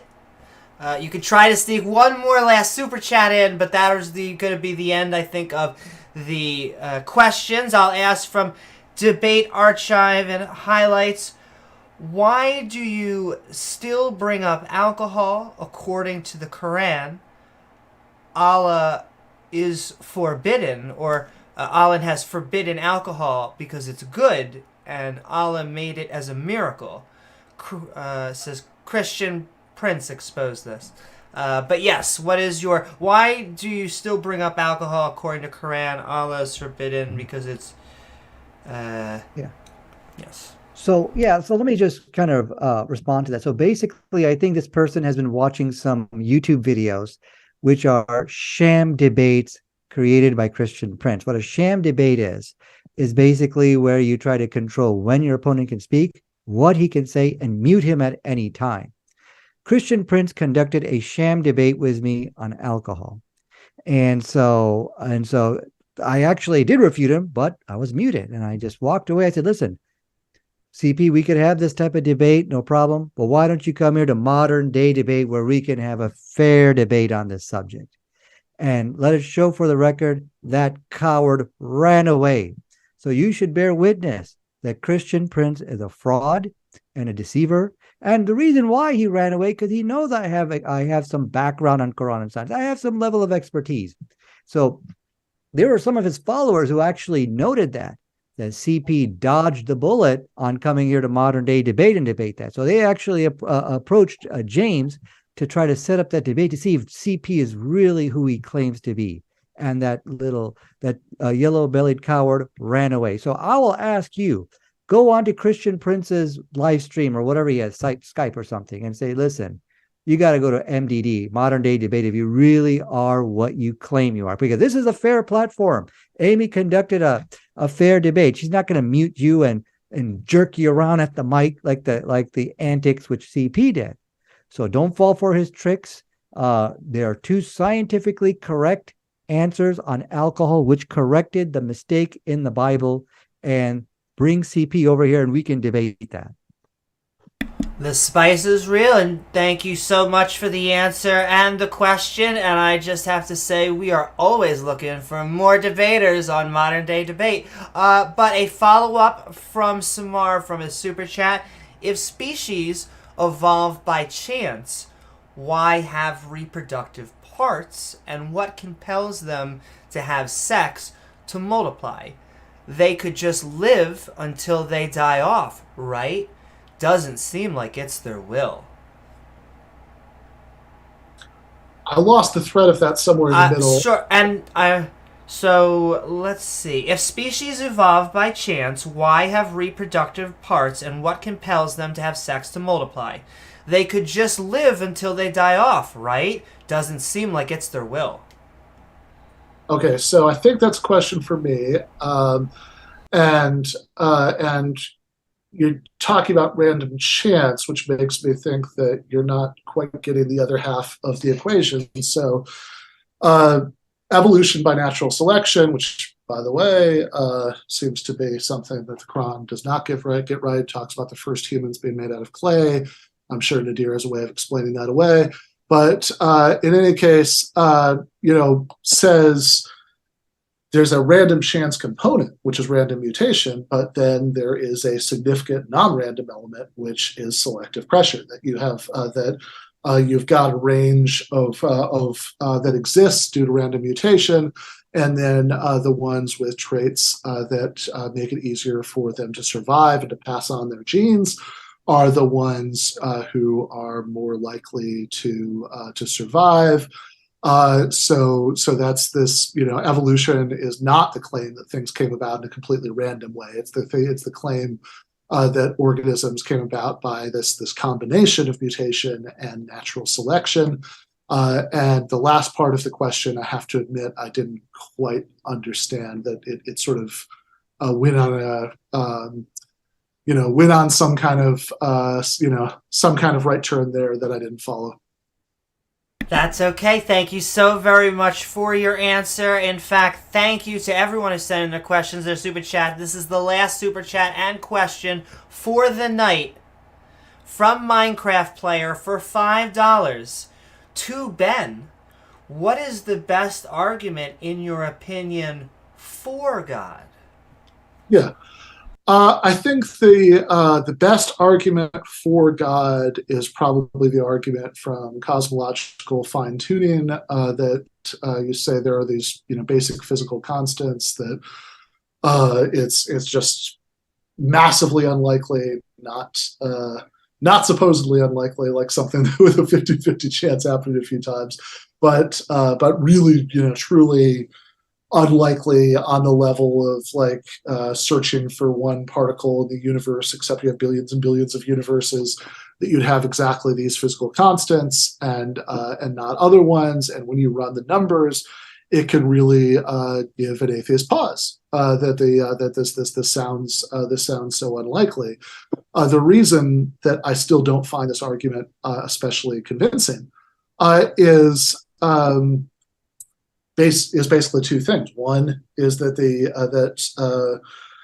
again, much like a lot of these other arguments, it assumes not only that that the only God we're talking about is one that intended for us to come about, but of course God could have any intentions that don't necessarily have to have anything to do with us. So if the particular God who wanted this particular outcome is more likely given this, but you could have any God who wanted any outcome. And the other half of it is that there is a more general problem with just going from, well, this particular outcome is unlikely given these specific starting conditions, and it'd be very unlikely given this other specific starting condition, therefore it must have been that other one. And to see what's wrong with that, think about getting dealt the ace of spades out of a randomly shuffled deck of 52 cards. Only a 1 out of 52 chance of that. Whereas if the dealer was cheating somehow to make sure that you got the ace of spades, there would be a 52 out of 52 chance, or maybe you could mess up somehow so it wouldn't be quite 52 out of 52, but it would be close. And that's clearly not a good reason for thinking after a single deal that the dealer was cheating, and it would still not be a good reason, no matter how many, if you changed it from 52 cards to 52 billion, 52 trillion, 52 Googleplex, or whatever, the structure of the argument would still be the same. Woohoo! Thank you so very much. In fact, I hope you all enjoyed tonight's debate on Modern Day Debate. We are, in fact, a neutral platform welcoming everybody from all walks of life. If you're looking for even more fantastic debates, we are now all over the internet, including your favorite podcasting platform. So if you enjoy debates like the one tonight, please don't forget to like, follow, or subscribe. It helps us reach an even wider audience, including tonight's debate on Is There a God? With our debaters, Dr. Ben and Nadir Ahmed, here to help us find that answer. Plus, if you like what any of our interlocutors have had to say tonight, All of their links are in the description below. Finally, if you're looking for even more fun after the show, feel free to check out the Modern Day Debate Discord. And with that, I am Amy Newman with Modern Day Debate. We hope you continue having great conversations, discussions, and debates. Good night. Mwah.